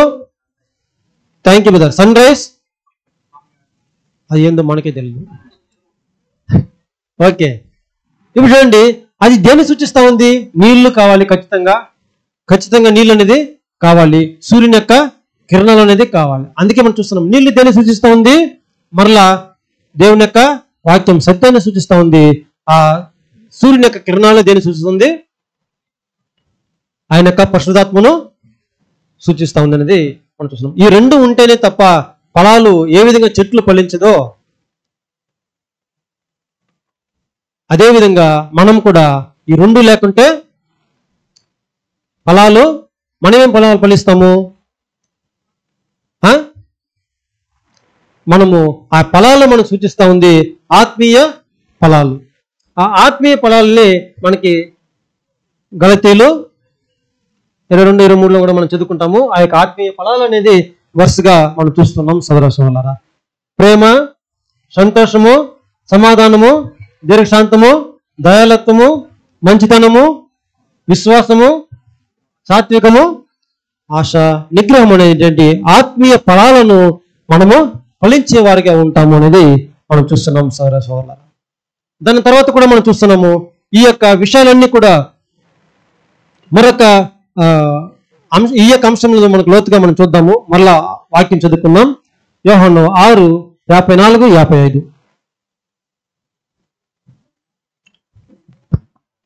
నా శరీరము తిని నా రక్తము త్రాగువాడే నిత్య జీవము గలవాడు. అంత్య దినమున నేను వానిని లేపుదును. నా శరీరము నిజమైన ఆహారమును, నా రక్తము నిజమైన పానమునై ఉన్నది. ఇక్కడ మరలా కూడా చూడండి, ఆ యొక్క రక్తాన్ని త్రాగువాడే నిత్య జీవము గలవాడు, అంత్య దినము నేను వాడిని లేపుదును. అందుకే చెప్పాను, వాక్యాన్ని శ్రద్ధగా విన్నట్లయితే మీకు సులభంగా అర్థమవుతుంది. కొద్దిగా మైండ్ పెట్టండి, డిస్టర్బ్ చేయవద్దు, కావద్దు. ఇప్పుడు నిత్య జీవము గలవాడు, రక్తాన్ని త్రాగినవాడు, అంత్య దినము నేను వాడిని లేపుదును. ఈ యొక్క వాక్యాన్ని మరొకసారి పరిశీలిద్దాము. మరొకసారి చదవండి సిస్టర్. అంతవరకు నా శరీరము తిని నా రక్తము త్రాగువాడే నిత్య జీవము గలవాడు, అంత్య దినమున నేను వాణ్ణి లేపుదును. ఇప్పుడు చూడండి, నా శరీరాన్ని తిన్నాము, రక్తాన్ని త్రాగినాము, త్రాగిన వాడే నిత్య జీవము కలవాడు. ఇప్పుడు ఆయన జీవం ఉందా లేదా? నిత్య జీవం ఉందా లేదా? ఇప్పుడు మరలా అంత్య దినం లేపాలా? పునరుద్ధానం చెందాలా? మొదటి పునరుద్ధానం చెందుతుందా? నిత్య జీవం వస్తుందా? పునరుద్ధానం రావాలి. మరి ఎందుకు యేసు ప్రభువు ఇలాగా సీరియల్లో మార్చి చెప్పారు?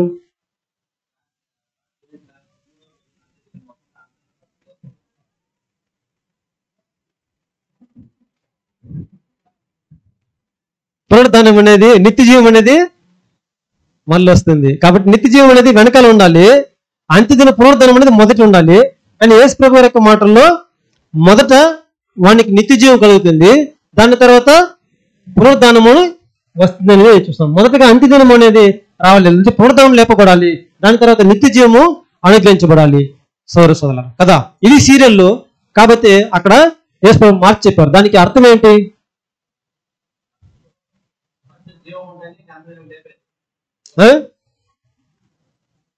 ఫస్ట్ ఒక నూతన సృష్టికి, లేదంటే ఒక మనిషికి మొదట కలిగేది పునరుద్ధానం, దాని తర్వాత జీవము, నిత్య జీవము అనుగ్రహించబడుతుంది కదా.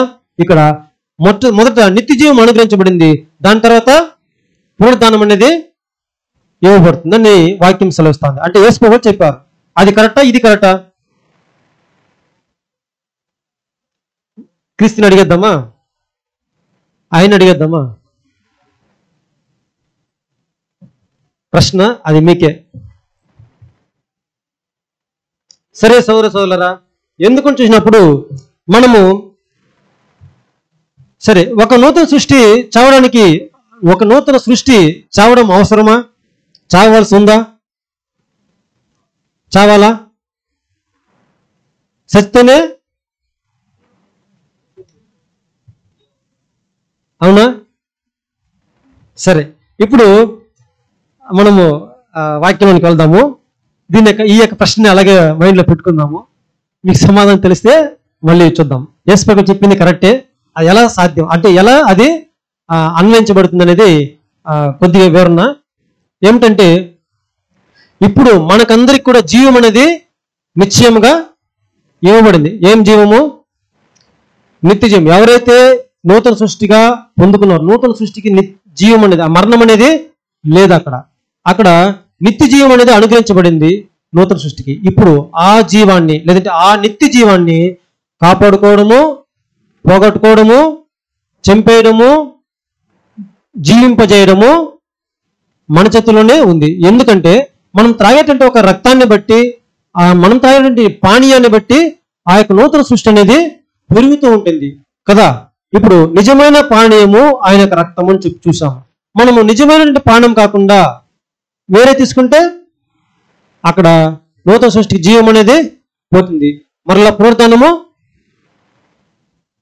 సెకండరీ, పునరుద్ధానం సెకండరీ.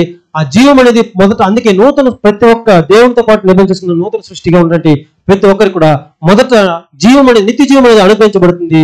తర్వాత పునరుద్ధానం అనేది కలుగుతుంది అనేది ఒక వివరణ సోదరులారా.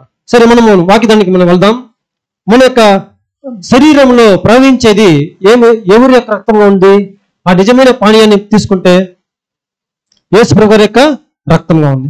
ఒకవేళ ఆ నిజమైనటువంటి పానంలో మనం పానం పొందకుండా వేరొకరి యొక్క పానాన్ని మనం తీసుకుంటే, వేరొక పాత్రలోది మనం తాగితే మనం అలా తాగుతున్నామా? మనమందరూ కూడా ప్రభురాత్రి భోజనంలో కరెక్ట్గా యేసుప్రభు వారి రక్తాన్ని మనం త్రాగుతున్నాం.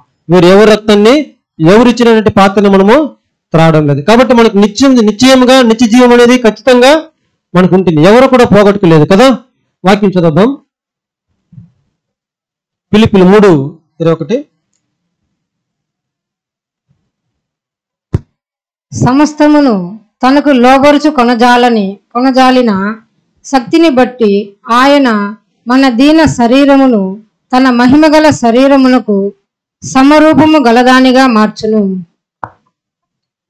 ఇప్పుడు ఆయన యొక్క శరీరానికి ఎప్పుడైతే మనం రక్తాన్ని తీసుకుంటామో ఆయన యొక్క శరీరానికి సమరూపము గలగా క్రీస్తు యొక్క శరీరముగా మన యొక్క శరీరం కూడా ఏమవుతుందంట? మార్చబడుతుంది. అప్పుడు మనం చదువుకుందాము, నూతన సృష్టికి ఆ యొక్క రక్తాన్ని తీసుకోవడం వల్ల క్షమాపణ, జీవం అనేది ఉందా లేదా? యేసుప్రభు వారి రక్తాన్ని మనం తీసుకోవడం వల్ల మనకి జీవం అనేది ఉందా లేదా?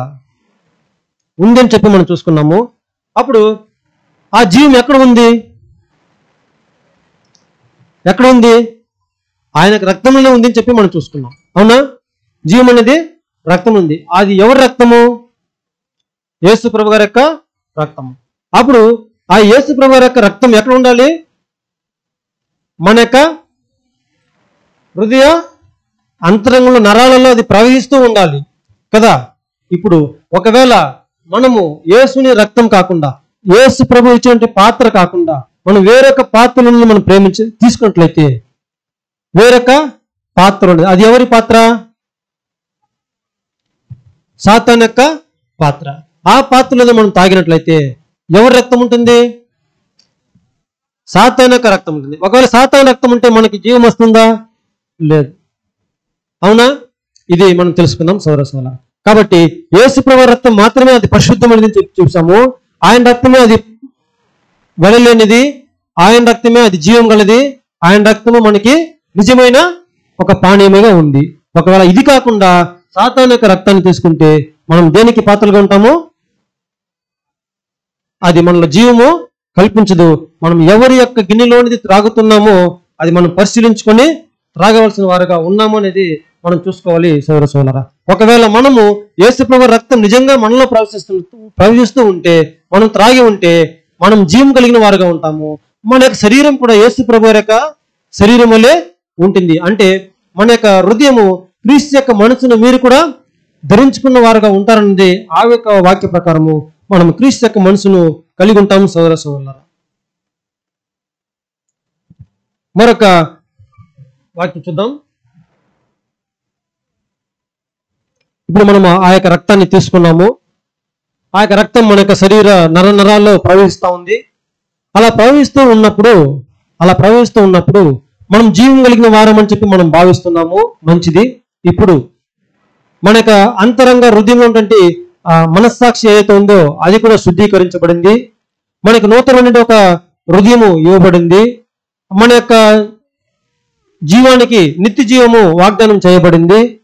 మనం ఇక మీదట చావులని చెప్పి గ్యారంటీ ఇవ్వబడ్డాము. అవునా? ఇప్పుడు సోదరులారా, ఆ యొక్క రక్తము మన యొక్క హృదయాల్లో ప్రవహిస్తూ ఉంది అని అనుకుంటే ఏ విధంగా మనకు క్రియలు ఉండాలి, ఏ విధంగా మనకు ఆలోచనలు ఉండాలి, ఏ విధంగా మనకి మనలో ఉన్నటువంటి భక్తి కనపరచాలి, ఏ విధంగా మన యొక్క వైరాగ్యాన్ని కనపరచాలి. రక్తం నిజంగా ప్రవహిస్తూ ఉంటే, నిజంగా రక్తం ఉంటే మనం ఏ విధమైనటువంటి ఒక ఆలోచన కలిగి ఉంటాం.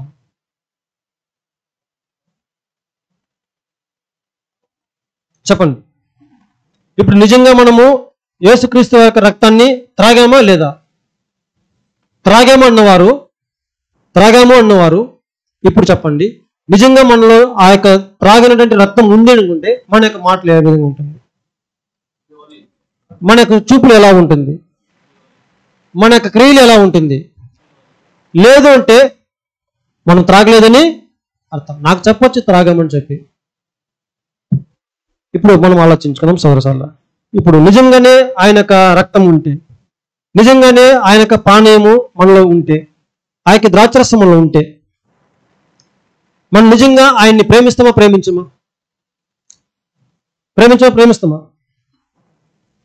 ఇప్పుడు ఆయన ప్రేమిస్తున్నామంటే ఎలా ప్రేమిస్తాము?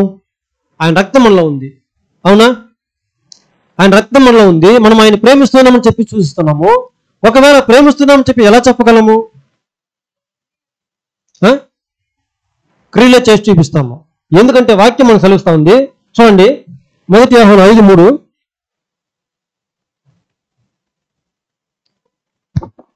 మనం ఆయన ఆజ్ఞలను గైకొనుటయే దేవుని ప్రేమించుట. ఆయన ఆజ్ఞలు భారమైనవి కావు. ఆయన యొక్క ఆజ్ఞలను గైకొంటనే ఆయన్ని ప్రేమించుట. మనం నోటి మాటలతో మాత్రమే చెప్పేవారుగా ఉన్నామా? ఒకవేళ హృదయపూర్వకంగా పాటించేవారు. హృదయపూర్వకంగా పాటిస్తున్నామంటే రక్తం లోపల ఉంది అని అర్థము. నోటి మాటలతో మాత్రమే చెప్తున్నామంటే రక్తము లోపల లేదు, ప్రవహించి లేదని అర్థం. ఎవరి రక్తము? యేసుప్రభువు యొక్క రక్తము లోపల ప్రవహించలేదని చెప్పి అర్థము సోదరులారా. దాని తర్వాత కూడా చూద్దాం. యోహాను 14:15 కూడా 21-23 వాక్యం చదువుకుందాం. మీరు నన్ను ప్రేమించిన ఎడల నా ఆజ్ఞలను గైకొందురు. నా ఆజ్ఞలను అంగీకరించి వాటిని గైకొను వాడే నన్ను ప్రేమించువాడు. నన్ను ప్రేమించువాడు నా తండ్రి వలన ప్రేమింపబడును. నేనును వానిని ప్రేమించి వానికి నన్ను ప్రత్యక్షపరచుకుందునని. అవును సోదరులారా, అప్పుడు నన్ను ఒకడు ప్రేమిస్తున్నాడని చేస్తున్నట్టయితే నా మాటలను అతను గైకొంటాడు. అప్పుడు రక్తము ఆటోమేటిక్గా లోపల ఉన్నట్లయితే నన్ను ఆయన ప్రేమిస్తాడు.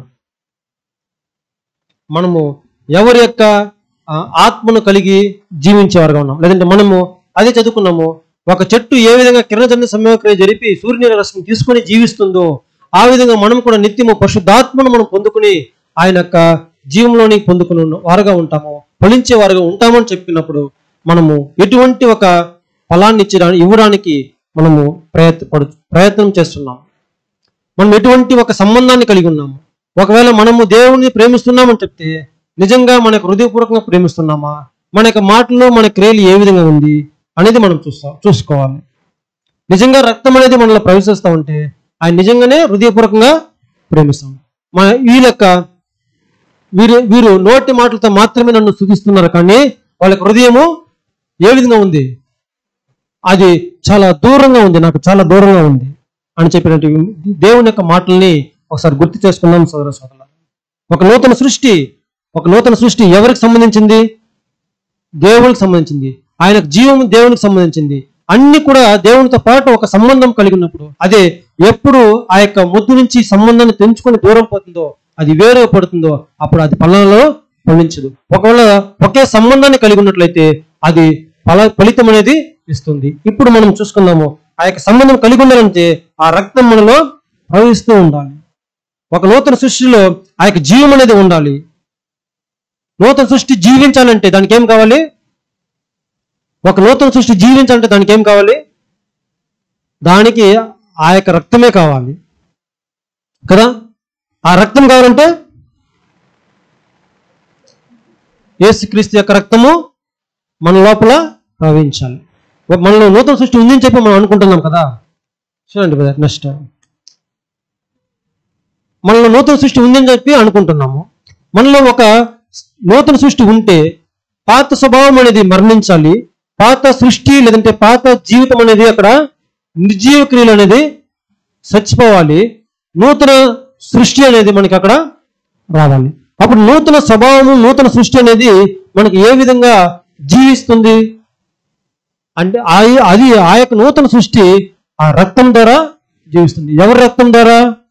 యేసుప్రభు యొక్క రక్తం ద్వారా. ఆ యేసుప్రభు రక్తంలో ఏముందని చూసామో? జీవం ఉందని చూసామో. ఎప్పుడైతే దాన్ని మనం తీసుకుంటామో, రక్తాన్ని ఎప్పుడైతే మనం త్రాగుతామో, అప్పుడు ఆ యొక్క నూతన సృష్టికి, నూతన మనసుకి జీవం అనేది కలిగి ఉంటుంది. మనం తీసుకోకుండా పోతే ఆ జీవం అనేది అక్కడ, నూతన సృష్టి అనేది అక్కడ ఏమైపోతుంది? నూతన సృష్టి చచ్చిపోతుంది. పాత స్వభావము ఏమవుతుంది?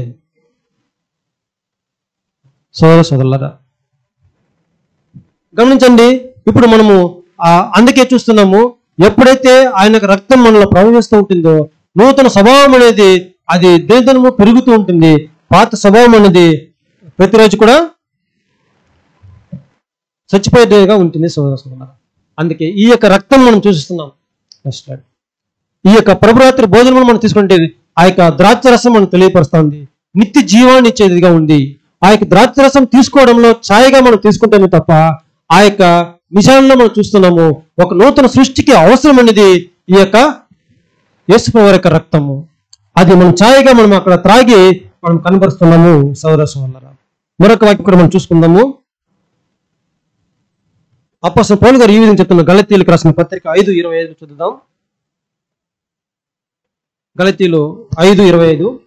మనము ఆత్మను అనుసరించి జీవించు వారమైతిమా, ఆత్మను అనుసరించి క్రమముగా నడుచుకుందుము. ఇప్పుడు మనం ఆత్మను అనుసరించి నడిచేవారుగా ఉన్నామా, లేదంటే శరీరానుసారంగా అనుసరించి నడిచేవారుగా ఉన్నామా? ఒకవేళ ఆత్మను అనుసరించి నడిచేవారుగా ఉంటే మనం ఏ విధంగా ఉంటామంట? క్రమంగా నడుచుకుంటాము, డిసిప్లైన్గా నడుచుకుంటాము, దేవునికి ప్రియకరంగా నడుచుకుంటాము.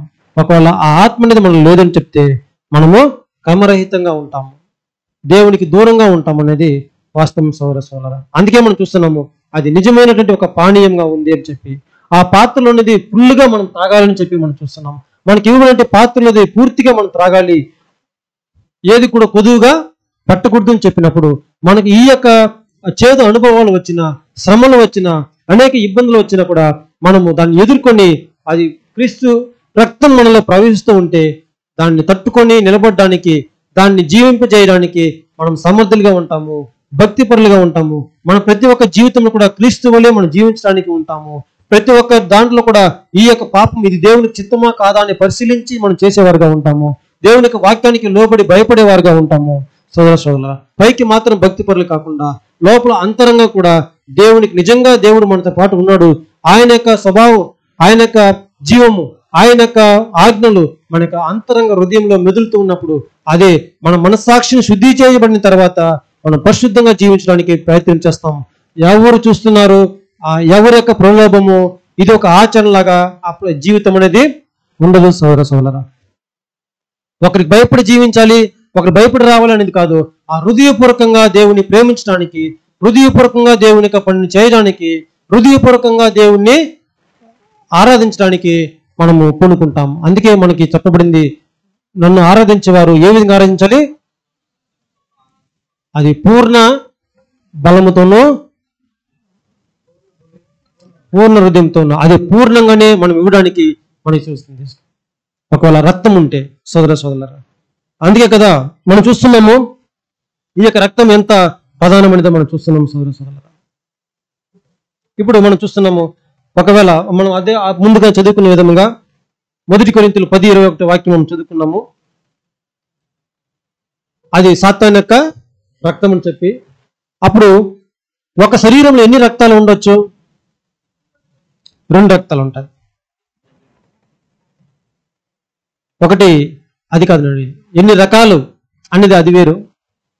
ఒక శరీరం మంచి రక్తము, చెడు రక్తము, అది ఎప్పుడు కూడా శుద్ధీకరణ చేయబడుతూ ఉంటుంది. ఇప్పుడు మంచి రక్తం ఎవరిది? యేసు ప్రభు గారిది. చెడు రక్తం అనేది సాతాను యొక్క రక్తం. దాన్ని ఏ విధంగా చేయాలి?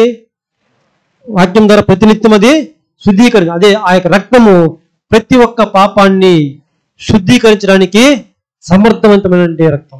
యేసుక్రీస్తు యొక్క రక్తము ప్రతి పాపాన్ని కడగడానికి అది సమర్థమైనది అని చెప్పి విషయం కూడా మనం చూస్తున్నాము సోదర సోదరులారా. తర్వాత మనం చూస్తున్నాము ప్రకటన 12:1 చూసుకుందాం. ప్రకటన 12:11.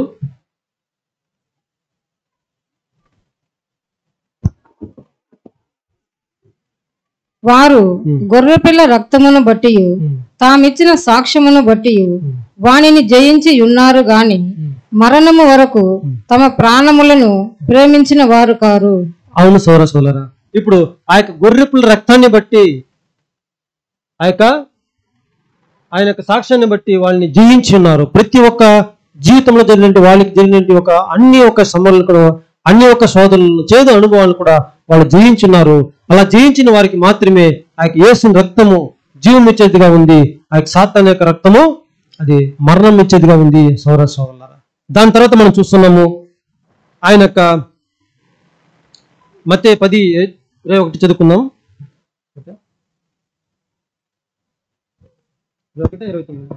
2 పిచ్చుకలు కాసుకు అమ్మబడును గదా, అయినను వాక్యం 29 వాక్యం గురించి సరే స్కిప్ చేసుకుందాం. అది అక్కడ ఏం చూస్తున్నామంటే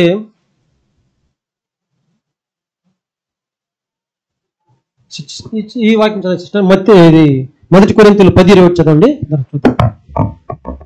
1 కొరింథీయులు 10:21.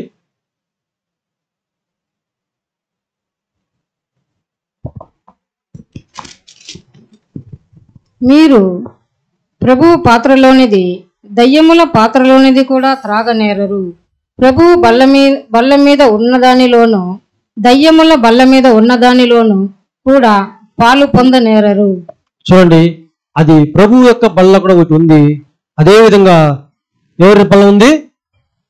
దయ్యముల బల్ల కూడా ఉంది. దయ్యముల యొక్క బల్ల కూడా ఉంది. ఆ బల్లలోనిది మీరు ఒకేసారి త్రాగలేరు. ప్రభు యొక్క బల్లలోనిది మీరు త్రాగలేరు. ఏదైనా ఒకటి తాగండి అనేది మనకి వాక్యం సెలవిస్తాం. 29 1 కొరింథీయులు 10:21 పట్టండి. అది స్కిప్ చేస్తాం. 1 కొరింథీయులు 10:21 చూడండి సోదర సోదరులారా. అప్పుడు ప్రభు బలంలోనిది మీరు దయ్యముల బలంలోనిది మీరు త్రాగుతున్నారా? దేంట్లో మీరు పాలు పొందుతున్నారు? మనము దయ్యముల బల్ల ఎక్కడ ఉంది, ఎప్పుడు అనుసరిస్తున్నాము మనకు తెలియదు. కానీ వాక్యం సెలవిస్తూ ఉంది, ప్రభు బలంలోనిది మీరు త్రాగుతున్నారు, దయ్యముల బలంలోనిది మీరు తాగుతున్నారా అని. అప్పుడు మనం గుర్తుపెట్టుకుందాము, ఎవరి రక్తము మనలో ప్రవహిస్తుందనేది మనము స్పష్టంగా తెలుసుకోవాలి సోదర సోదరులారా. అందుకే చూస్తున్నాము, ఒకవేళ నా రక్తం మీలో ప్రవహిస్తూ ఉంటే, నా రక్తాన్ని మీరు నిజంగా తాగుతూ ఉంటే, నేను ఇచ్చి ఈ యొక్క ప్రభురాత్రి భోజనంలో ఆ ప్రభు బలంలోది, ఆ యొక్క ప్రభు యొక్క బల్ల మీద ఉంటే ఆ పాత్రలో నుండి రక్తమును మనము తాగుతున్నట్లయితే మన యొక్క జీవము, మన యొక్క నరాలలో ఆయన యొక్క రక్తం ప్రవహిస్తూ ఉంటుంది. ఆయన యొక్క రక్తం మనలో ప్రవహిస్తూ ఉంటే మనము ఏ విధంగా ఉంటామంట? ఏ విధంగా ఉంటాం మనము? ఒకవేళ ఆయన రక్తం మనలో ప్రవహిస్తుంటే మనం ఏ విధంగా ఉంటాము? ఆ యొక్క శోధనల్ని జీవం కలిగి ఉంటాము. మనకు ఎదురయ్యే ప్రతి సమస్యను కూడా మనము ఈజీగా అధిగమిస్తాము. మనలో ఏదైనా పాపం వస్తే ఇది పాపం అని చెప్పి గుర్తించి దాన్ని విడిచి పశ్చాత్తాపడేటువంటి ఒక హృదయం కలిగి ఉంటాము. దాని తర్వాత ఒకవేళ దేవునికి విరుద్ధమైనటువంటి ఒక కార్యం ఉన్నా, ఏదైనా సమస్య ఉన్నా, ప్రతి ఒక్క దానికి కూడా కృపాసనం దగ్గరికి మనం వెళ్ళి క్షమాపణ అడిగే వారుగా, బలం కోరుకునే వారుగా ఉంటాము. సోదరులారా, ఆయనకు ముఖ్యంగా ప్రియమైన పిల్లలుగా, నివాస స్థలంగా మనం ఉంటామనేది మర్చిపోకూడదు. ఒకవేళ అలా ఉన్నట్లయితే మనము ఏ విధంగా ఎటువంటి ఒక భయముతో ఉంటాము, ఎటువంటి ఒక పిల్లలుగా పిలువబడతాము. ఇప్పుడు మనం చెప్తాం కదా, ఎవరైనా ఉంటే ఇది నా రక్తంతో పుట్టిన ఇది నా రక్తం అంటాం. ఎందుకు? ఆ యొక్క గుణలక్షణం అనేది అలాగే ఉంటుంది కనుక అది ఎవరి రక్తం అంటారు? అతనికి పుట్టిన కాబట్టి అదే రక్తం కాబట్టి అదే గుణలక్షణాలు ఉంటాయి అని చెప్పినట్టు ఒక విషయాన్ని మనము సాధారణంగా లోకరీత్యా మనం కనబరుస్తూ ఉంటాం సోదరులారా. అప్పుడు మనమందరూ కూడా తండ్రికి బిడ్డగా మనం ఉన్నామంటే ఆయన గుణలక్షణాలను ఖచ్చితంగా మనము చూపించాలి. ఎందుకంటే ఆయన రక్తాన్ని మనము త్రాగుతున్నాం కనుక కదా. ఇప్పుడు మనం చూద్దాం సోదరులారా, మనము మన యొక్క మాటలు కానీ మన యొక్క అన్ని కూడా ఏ విధంగా ఉండాలి అనేది ఒక చూస్తున్నాం. ఉదాహరణకి ఒక వాక్యం చదువుకుందాము. ఎఫెసీయులు 3:17 చదివినామా? ఉందా కదా? ఎఫెసీ 3:17.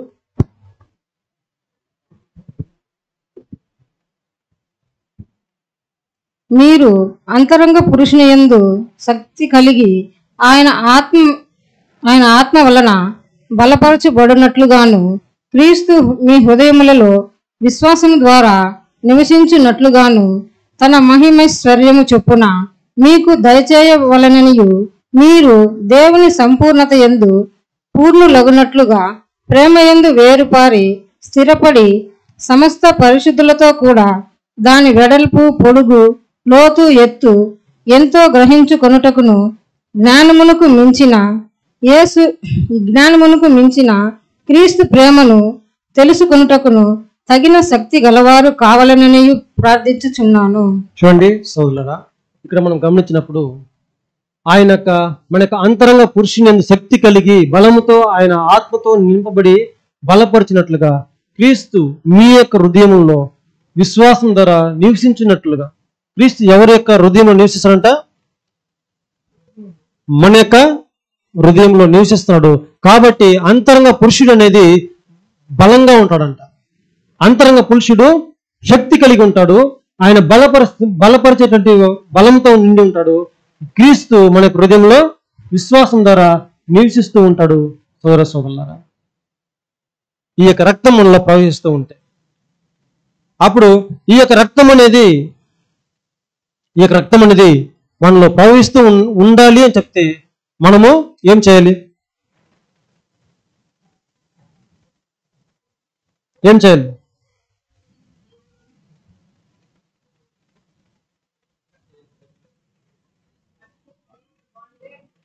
సరే, ఇప్పుడు యేసుక్రీస్తు వారి రక్తాన్ని మనం త్రాగుతామని అనుకున్నాం. ఆయన రక్తం మనలో మన యొక్క నరాలలో మన యొక్క జీవితంలో ప్రవహిస్తూ ఉంది అనుకున్నాం. ఇప్పుడు మన యొక్క ఒకవేళ ఆ యొక్క రక్తం మనలో ప్రవహిస్తూ ఉంటే, ఆ యొక్క రక్తం అనేది మనం ప్రవహిస్తుంటే మన యొక్క జీవి ఎలా ఉండాలి? ప్రతి ఒక్కటి కూడా క్రీస్తు యొక్క రక్తం మనలో ఉందని చూసినట్టయితే మనము ఏ విధమైన ఆలోచన కలిగి ఉండాలి? ఏ విధమైన ఒక వైరాగ్యాన్ని, భక్తి వైరాగ్యాన్ని కనపరచాలి? ఏ విధమైన ఒక కార్యాలు చేయడానికి మనం పూనుకోవాలి? క్రీస్తు ఎలా చేశాడో అదే విధంగా చేశాడు. క్రీస్తు ఎలా చేశాడు? ఆయన జీవితం ఎలా ఉంది? మొదటగా చూద్దాము ఆయన పుట్టుక గురించి మనం చూసినప్పుడు మొదటి పాయింట్ చదువు వాక్యము. క్రీస్తు యేసుకు కలిగిన ఈ మనసు మీరును కలిగి ఉండుడి. చూడండి, క్రీస్తు యేసు కలిగినట్టు అదే మనసును మీరు కూడా కలిగి ఉండాలి. ఆయన పుట్టుకలోనే ఆయన ఏం చేశాడంట? ఎలాంటి మనసు కలిగి ఉన్నాడు? తన్ను తాను తగ్గించుకొని వినయంతో ఆయన వచ్చాడు. అదే మనసును కూడా మీరు కూడా కలిగి ఉండాలి ఆయన పుట్టుకలో ఉంటుంది. సరే, ఆయన బాల్యంలో ఎటువంటి ఒక హృదయాన్ని కలిగి ఉన్నాడు? చూడండి, రెండోదిగా మరియు ఆయన ఆకారమందు మనుషుడిగా కనబడి మరణము పొందునంతగా ఆయన శిలువ మరణము పొందునంతగా విధేయత చూపిన వాడై తన్ను తాను తగ్గించుకొనెను. చూడండి, ఫిలిప్పీ 2:8 కూడా మనం చదువుకుంటాము ఈ యొక్క వాక్యాన్ని. ఆయన జీవించే ఒక సమయంలో తన తల్లిదండ్రులకి విధేయతను చూపించాడు. ఆ యొక్క విధేయతను కూడా ఆయన పాటించినట్లు మనం చూస్తున్నాం. సరే, మూడోదిగా మనం చూస్తున్నాము అతని యొక్క జీవితం భక్తి వైరాగ్యం ఎలా ఉందని చూసినప్పుడు నీతికై ఆకలి దప్పులు కలిగినటువంటి ఒక జీవితాన్ని కనపరిచాడు. చూడండి, నీతి కొరకు ఆకలి దప్పులు గలవారు ధన్యులు, వారు తృప్తిపరచబడుదురు. ఆయన యొక్క జీవితం అంతా కూడా ఆ యొక్క నీతికి, ఆ యొక్క దేవుని యొక్క న్యాయానికి ఆయన ఎంత ప్రయాసపడ్డాడో మనం చూస్తున్నాం. ఆయన యొక్క శోధనలు వచ్చినప్పుడు కూడా ఆయన ఏ విధంగా దాన్ని ఎదుర్కొన్నాడో మనం చూస్తున్నాం. సోదర అన్ని కూడా అక్కడ ఆ యొక్క 3 శోధనల గురించి కూడా మనం విశేషంగా గమనించినప్పుడు ఈ యొక్క మరొక కోణంలో దాన్ని ఆలోచిస్తే ఆయన ఏ విధంగా సమాధానం చెప్పాడు, ఇవన్నీ మీకు తెలుసు కాబట్టి నేను పాయింట్ మాత్రం చెప్తున్నాను. ఏ విధంగా సమాధానం ఇచ్చాడు సాతానికి. మొదట ఆయన ఉపాసనంతో దేవుని బాప్తిసం తీసుకుని ఒడ్డుకు వచ్చిన తర్వాత సాతాను శోధిస్తాడు. 3 శోధనలు ఏ విధంగా ఆయన సమాధానం చెప్పాడు అంటే, ఆయన ప్రతి ఒక్క సమాధానం కూడా సాతానికి ఏ విధంగా చెప్పాడంటే, ఇది ఈ విధంగా లేఖనాల్లో రాయబడి ఉన్నది, ఈ విధంగా రాయబడి ఉన్నది, ఈ విధంగా రాయబడి ఉన్నది. ప్రతి ఒక్కటి కూడా సోదరులారా ఈ విధంగానే రాయబడి ఉన్నదని చెప్పి లేఖనాలు ఎత్తి చెప్తూ, వాక్యాన్ని ఎత్తి చెప్పి ఆయన సమాధానం ఇచ్చి దాన్ని అధిగమించాడని చెప్పి మనం చూస్తున్నాం. సోదరులారా అదేవిధంగా మనం కూడా వాక్యాన్ని మనం బాగా అర్థం చేసుకుని మన యొక్క అంతరంగంలో, హృదయంలో ఆ యొక్క వాక్యాలను ఎత్తి చూపిస్తూ, ఈ విధంగా రాయబడింది, ఈ విధంగా దేవుని యొక్క వాక్యం ఉంది, ఈ విధంగా దేవుని యొక్క మాటలు నాకు హెచ్చరించబడింది, ఈ విధంగా నేను సత్యాన్ని తెలుసుకున్నానని చెప్పి ప్రతి ఒక్క సందర్భంలో కూడా మనము ఆ యొక్క మాటల్ని మనం జ్ఞాపకం చేసుకున్నట్లయితే ఖచ్చితంగా ఆ యొక్క శోధనల్ని అధిగమించడానికి ఆయన ఇచ్చినటువంటి అనేక వాగ్దానాలు ఎన్ని ఉన్నాయి, ఆయన ఇచ్చినటువంటి అనేక ఆశీర్వాదాలు ఎన్ని ఉన్నాయి, ఆయన ఇచ్చినటువంటి అనేక అభయవాలు ఎన్ని ఉన్నాయి, ప్రవచనాలు ఎన్ని ఉన్నాయి అనేది ఒకసారి జ్ఞాపకం చేసుకుంటే మనకు కలిగే ఈ యొక్క సమస్యల నుంచి, ఈ యొక్క శోధనల నుంచి, ప్రతి ఒక్కమైనటువంటి చేదు అనుభవం నుంచి కూడా సులభంగా మనం అధిగమించవచ్చు. సులభంగా ఈ యొక్క నూతన సృష్టిని మనము పెంపొందించడానికి, అభివృద్ధి పరచడానికి ఈజీగా ఈ యొక్క వాక్యాలు మనకు దోహదపడుతుంది. సోదరులారా తర్వాత ఆయన జీవితంలో చూద్దాము, ఆయన బ్రతికే విధానము, ఆయన చేసే విధానం ఏ విధంగా ఉంటుంది చూసినట్లయితే ప్రతి ఒక్కరికి కూడా ఆయన నేను లీడరు అనేసి గర్వపడ్డా. ప్రతి ఒక్కటి కూడా ఆయన ఏం చేశాడు చూడండి, చదవండి వాక్యం. సహోదరులారా మీరు స్వతంత్రులుగా ఉండుటకు పిలువబడితిరి, అయితే ఒక మాట, ఆ స్వాతంత్రమును శారీర క్రియలకు హేతువు చేసి కొనక ప్రేమ కలిగిన వారై ఒకనికొకడు దాసులై ఉండుడి. చూడండి ఆయన బ్రతికంటే విధానంలో గమనించినప్పుడు సోదరులారా ఆయన ఏ మాత్రం కూడా గర్వపడలేదు. సోదరులారా ఇప్పుడు మనలో కూడా ఆత్మిక గర్వాలు అనేది రావచ్చు. ఇప్పుడు నేను బాగా ఉపదేశిస్తున్నానంటే గర్వం రావచ్చు, నేను పలానా పని కరెక్ట్గా చేస్తున్నాను, లేదంటే పలానా పని నేను ఒకటే చేస్తున్నానంటే గర్వం రావచ్చు, నేను ఎక్లిషాన్ని ప్రతిదినం కూడా ప్రతినిత్యం నేనే రెడీ చేస్తున్నానంటే ఒక గర్వం రావచ్చు. ఏదైనా సరే, స్పిరిచువల్ గర్వమైనా సరే, ఆత్మిక నూతన సృష్టిగా ఎటువంటి కార్యమైనా, ఎటువంటి సందర్భంలో మనలో కూడా ఇటువంటి గర్వమైనటువంటి కార్యంతో కూడినటువంటి ఆలోచన రావచ్చు. ఇప్పుడు నేను బాగా వాక్యం చదువుతాను, నేను బాగా పాట పాడతాను, నేను బాగా ఉపదేశం చేస్తాను, నేను బాగా ప్రవర్తన కలిగి ఉన్నాను, ఇతని కన్నా నేను మంచిగా ఉన్నాను అంటే ఆలోచన మనలో ఉండడం కూడా అది ఆత్మీయమంటే గర్వానికి దారితీస్తుంది, నాశనానికి దారితీస్తుంది. కాబట్టి ఇవన్నీ కూడా లేకుండా యేసు ప్రభువు ఏ విధంగా తన జీవితాన్ని నడిపి చూపించాడో, మీరు స్వతంత్రులుగా ఉండడానికి పిలువబడితే వాస్తవమే సోదరులారా, మీరెవరు ఎవరికి కూడా దాసులు కాదు. కానీ మీ యొక్క జీవితం ఏ విధంగా ఉండాలంటే ప్రతి ఒక్క సహోదర సహోదరునికి సేవకు చేసేటువంటి వారుగా ఉండాలి. ఆయన ఏ విధంగా ఇతరుల యొక్క పాదాలు కడిగి, శిష్యుల యొక్క పాదాలు కడిగి ఆయన యొక్క వినయాన్ని చూపించాడో, ఆ యొక్క విధేయతను చూపించాడో, తన యొక్క లోబడే తత్వాన్ని చూపించాడో, ఆయన ఏ విధంగా సేవ చేసినటువంటి దృక్పథాన్ని చూపించాడో, అదేవిధంగా మీరు కూడా ప్రతి ఒక్క సహోదర సహోదరునికి తమ యొక్క భారాలని మీ భారంగా ఎంచి వారికి సహాయం పడాలి అనేది మనం చూస్తున్నాం. ఇందులో కూడా ఆయన ఏ విధంగా స్వచ్ఛందంగా చేశాడో ఆ విధంగానే మనం చేయాల్సి ఉంది. ఆయన ఏ విధంగా సంతోషంగా చేశాడో ఆ విధంగానే మనం చేయాల్సి ఉంది. ఆయన ఏ విధంగా నిర్బంధరహితంగా వాలంటరీగా చేశాడో అదే విధంగా మనం చేయాల్సి ఉంది. ఇది ఏదో సహోదరులు అడిగారు కదా చేయాలి, ఏదో సహోదరులు మనము నిర్బంధరహితంగా చెప్పారు కదా చేయాలంటే ఒక ఉద్దేశం కాకుండా పూర్తిగా మనము స్వతంత్రంగా హృదయపూర్వకంగా చేయాలి. ఎప్పుడు చేయగలము మనమందరూ? మరలా అదే పాయింటే, ఎప్పుడైతే హృదయపూర్వకంగా మన హృదయంలో ఎప్పుడైతే ఆ రక్తం ప్రవహిస్తుంటుందో అప్పుడు ఈజీగా యేసుక్రీస్తు చేసిన విధంగా మనం కూడా చేయగలము. సోదరులారా అందుకే ఇతరుల్ని మీరు సహోదరుని చూసినప్పుడు వారు మనకన్నా గొప్పవారిని ఎంచి వారికి ఏం చేయాలి, మీరు వారిని మర్యాద చేయండి అనేటువంటి వాక్యాన్ని మనం చూస్తున్నాం. తర్వాత తనకి జీవితం ముందు 5వ పాయింట్ మనం చదువుకుందాం. నా ఎంతటా నేనే ఏమీ చేయలేను, నేను వినున్నట్లుగా తీర్పు తీర్చుచున్నాను. నన్ను పంపిన వాని చిత్త ప్రకారమే చేయగోరుదును గాని నా ఇష్ట ప్రకారము చేయగోరను గనుక నా తీర్పు న్యాయమైనది. కాబట్టి సోదరా, ఇప్పుడు ఆయన చెప్తున్నాడు, ఆయన చేసేటంటే పని అన్ని కూడా అది ప్రేమపూర్వకంగా చేయాలని చెప్పి మనం చూస్తున్నాము. అది తండ్రికి లాస్ట్ చూసినట్టయితే తనకి జీవం పోయేటువంటి సందర్భంలో కూడా ఆయన తండ్రికి తన యొక్క ప్రాణాన్ని అప్పగించాడు. ప్రతి ఒక్కటి కూడా ఆయనకి అప్పగించాడు. ప్రతి ఒక్క పనిని కూడా తండ్రి చిత్తమే జరగనియండి, నా చిత్తము కాదు. తన యొక్క చిత్తాన్ని, సొంత చిత్తాన్ని చంపేశాడు, తండ్రి చిత్తాన్ని నెరవేర్చుకుంటూ వచ్చాడు. సోదర సోదరులారా, అప్పుడు నిజంగా ఆయన యొక్క రక్తం మనలో ప్రవహిస్తూ ఉంది అని అనుకున్నట్లయితే మనం కూడా ఈ ఏమంటాము సాక్రిఫైజల్ లైఫ్, అర్పణతో కూడినటువంటి ఒక జీవితం, త్యాగభరితమైనటువంటి ఒక జీవితం మనం జీవించేవారుగా ఉంటాం. ఆయన ఏ విధంగా అయితే తన యొక్క జీవితాన్ని త్యాగం చేశాడో, తన యొక్క జీవితం, తన యొక్క సొంత కోరికలు, తన యొక్క సొంత అధికారము, తన యొక్క సొంత రైట్స్ని కూడా, ఆయన హక్కుల్ని కూడా ఉల్లంఘించుకుని విడిచిపెట్టి ఆయన ఏ విధంగా అయితే తన ఇతరుల యొక్క ప్రయోజన నిమిత్తమే, తండ్రి యొక్క చిత్తం నిమిత్తమే ఆయన చేస్తూ వచ్చాడో అదే విధంగా మనం కూడా చేసేవారుగా ఉంటాం. ఆయన ఏ విధంగా అయితే ఇతరుల కొరకు తన ప్రాణం పెట్టాడో అదే విధంగా మనం కూడా ప్రాణము దారబోసేవారు ఉంటాం. చాలా బాధగా ఉందా? సరే, నేను ముగిస్తాను. ఇంకొక వాక్యం చదువుకోండి. ఇప్పుడు సహోదర సోదరులారా, ఆయన ఏ విధంగా అంటే తండ్రి చిత్త ప్రకారము అందరి కొరకు తన ప్రాణాన్ని దానం చేశాడో అదే విధంగా మనం కూడా సహోదర సహోదరుల కొరకు మీ యొక్క ప్రాణాన్ని పణంగా పట్టడానికి బద్దులుగా ఉన్నారు అనేది మనం మర్చిపోకూడదు. సహోదర సోదరులారా, చదువుకుందాం. వాక్యం ఉందా? చూడండి, మొదటి యోహాను 3:16 చదువుకుందాం. దేవుడు లోకమును ఎంతో ప్రేమించెను కాగా ఆయన తన అద్వితీయ కుమారుడుగా పుట్టిన వాని యందు విశ్వాసముంచు ప్రతి వాడును నశింపక నిత్య జీవము పొందునట్లు ఆయనను అనుగ్రహించెను. చూడండి, ఆయన లోకాన్ని ప్రేమించాడు కనుక యేసు ప్రభు గారి యొక్క జీవితం కూడా అక్కడ లోకం కొరకు ఆయన అనుగ్రహించాడని చెప్పి, యేసు ప్రభు కూడా తన యొక్క ప్రాణాన్ని లోకం అందరి కొరకు ఆయన సమర్పించాడని చెప్పి వాక్యం మనం చదువుకున్నాం. ఇది బాగానే ఉంది.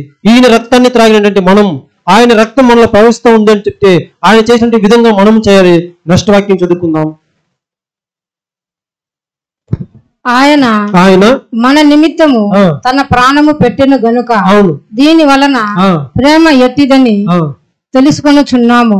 మనము కూడా సహోదరుల నిమిత్తము మన ప్రాణములను పెట్ట బద్దులమై ఉన్నాము. సోదర సోదరులారా, ఇప్పుడు చూడండి, మనము ఇటువంటి ఒక ప్రాణాన్ని పట్టడానికి అంత ఉన్నతమైనటువంటి ఒక కార్యం చేయకపోయినా ప్రాణం పట్టాలి అంటే ఏం చేయాలి? కనీసం హృదయాన్ని కలిగిన ఉండాలి. అంటే అది హృదయం ఎప్పుడు కలిగి ఉంటుంది? ఆ మనస్సాక్షి అనేది శుద్ధీకరించబడాలి. మనస్సాక్షి ఎప్పుడు శుద్ధీకరించబడుతుంది? నూతన సృష్టి ఉండాలి. అది ఎప్పుడు కలుగుతుంది? నిబంధన చేసుకోవాలి. అది ఎప్పుడు ఉంటుంది? తీర్మానము చేసుకుంటుంది. సోదర సోదరులు చూడండి, ప్రతి ఒక్కటి కూడా ఆ యొక్క రక్తం మనలో ప్రవహిస్తూ ఉంటే ఆటోమేటిక్ గా సహోదరుల నిమిత్తం అనేది ప్రాణం పట్టడానికి మనం పూనుకోవాల్సిన ఉన్నాం. ఇప్పుడు ఆ యొక్క పాత్రలో తాగినట్టు మనం అందరూ కూడా ఆ యొక్క పాత్రలో మనకి ఇవ్వబడింది ద్రాక్షరసం. ఆ ద్రాక్షరసం సూచిస్తుంది యేసుక్రీస్తు వారి యొక్క రక్తము. ఆ రక్తంలో ఏముంది? క్రీస్తు యొక్క జీవం అనేది ఉంది. ఆ జీవాన్ని మనం పొందుకొనిచున్నాము, లేదంటే ఆ పాత్రలో మనం త్రాగుతున్నామని చెప్తే మన యొక్క నరాల్లో కూడా ప్రభువు యేసుక్రీస్తు వారి యొక్క రక్తం అనేది కలిగి ఉంటాము. అలా కలిగి ఉన్నప్పుడు అదే మనసును మనం కలిగి ఉంటాము. సోదర సోదరులారా, అదే ఒక క్రీస్తు యొక్క మనసును మనము కలిగి ఉంటాము. ఆ క్రీస్తు యొక్క మనసును కలిగి ఉన్నప్పుడే ఆ నూతన సృష్టి అనేది జీవిస్తూ ఉంటుంది సదాకాలం.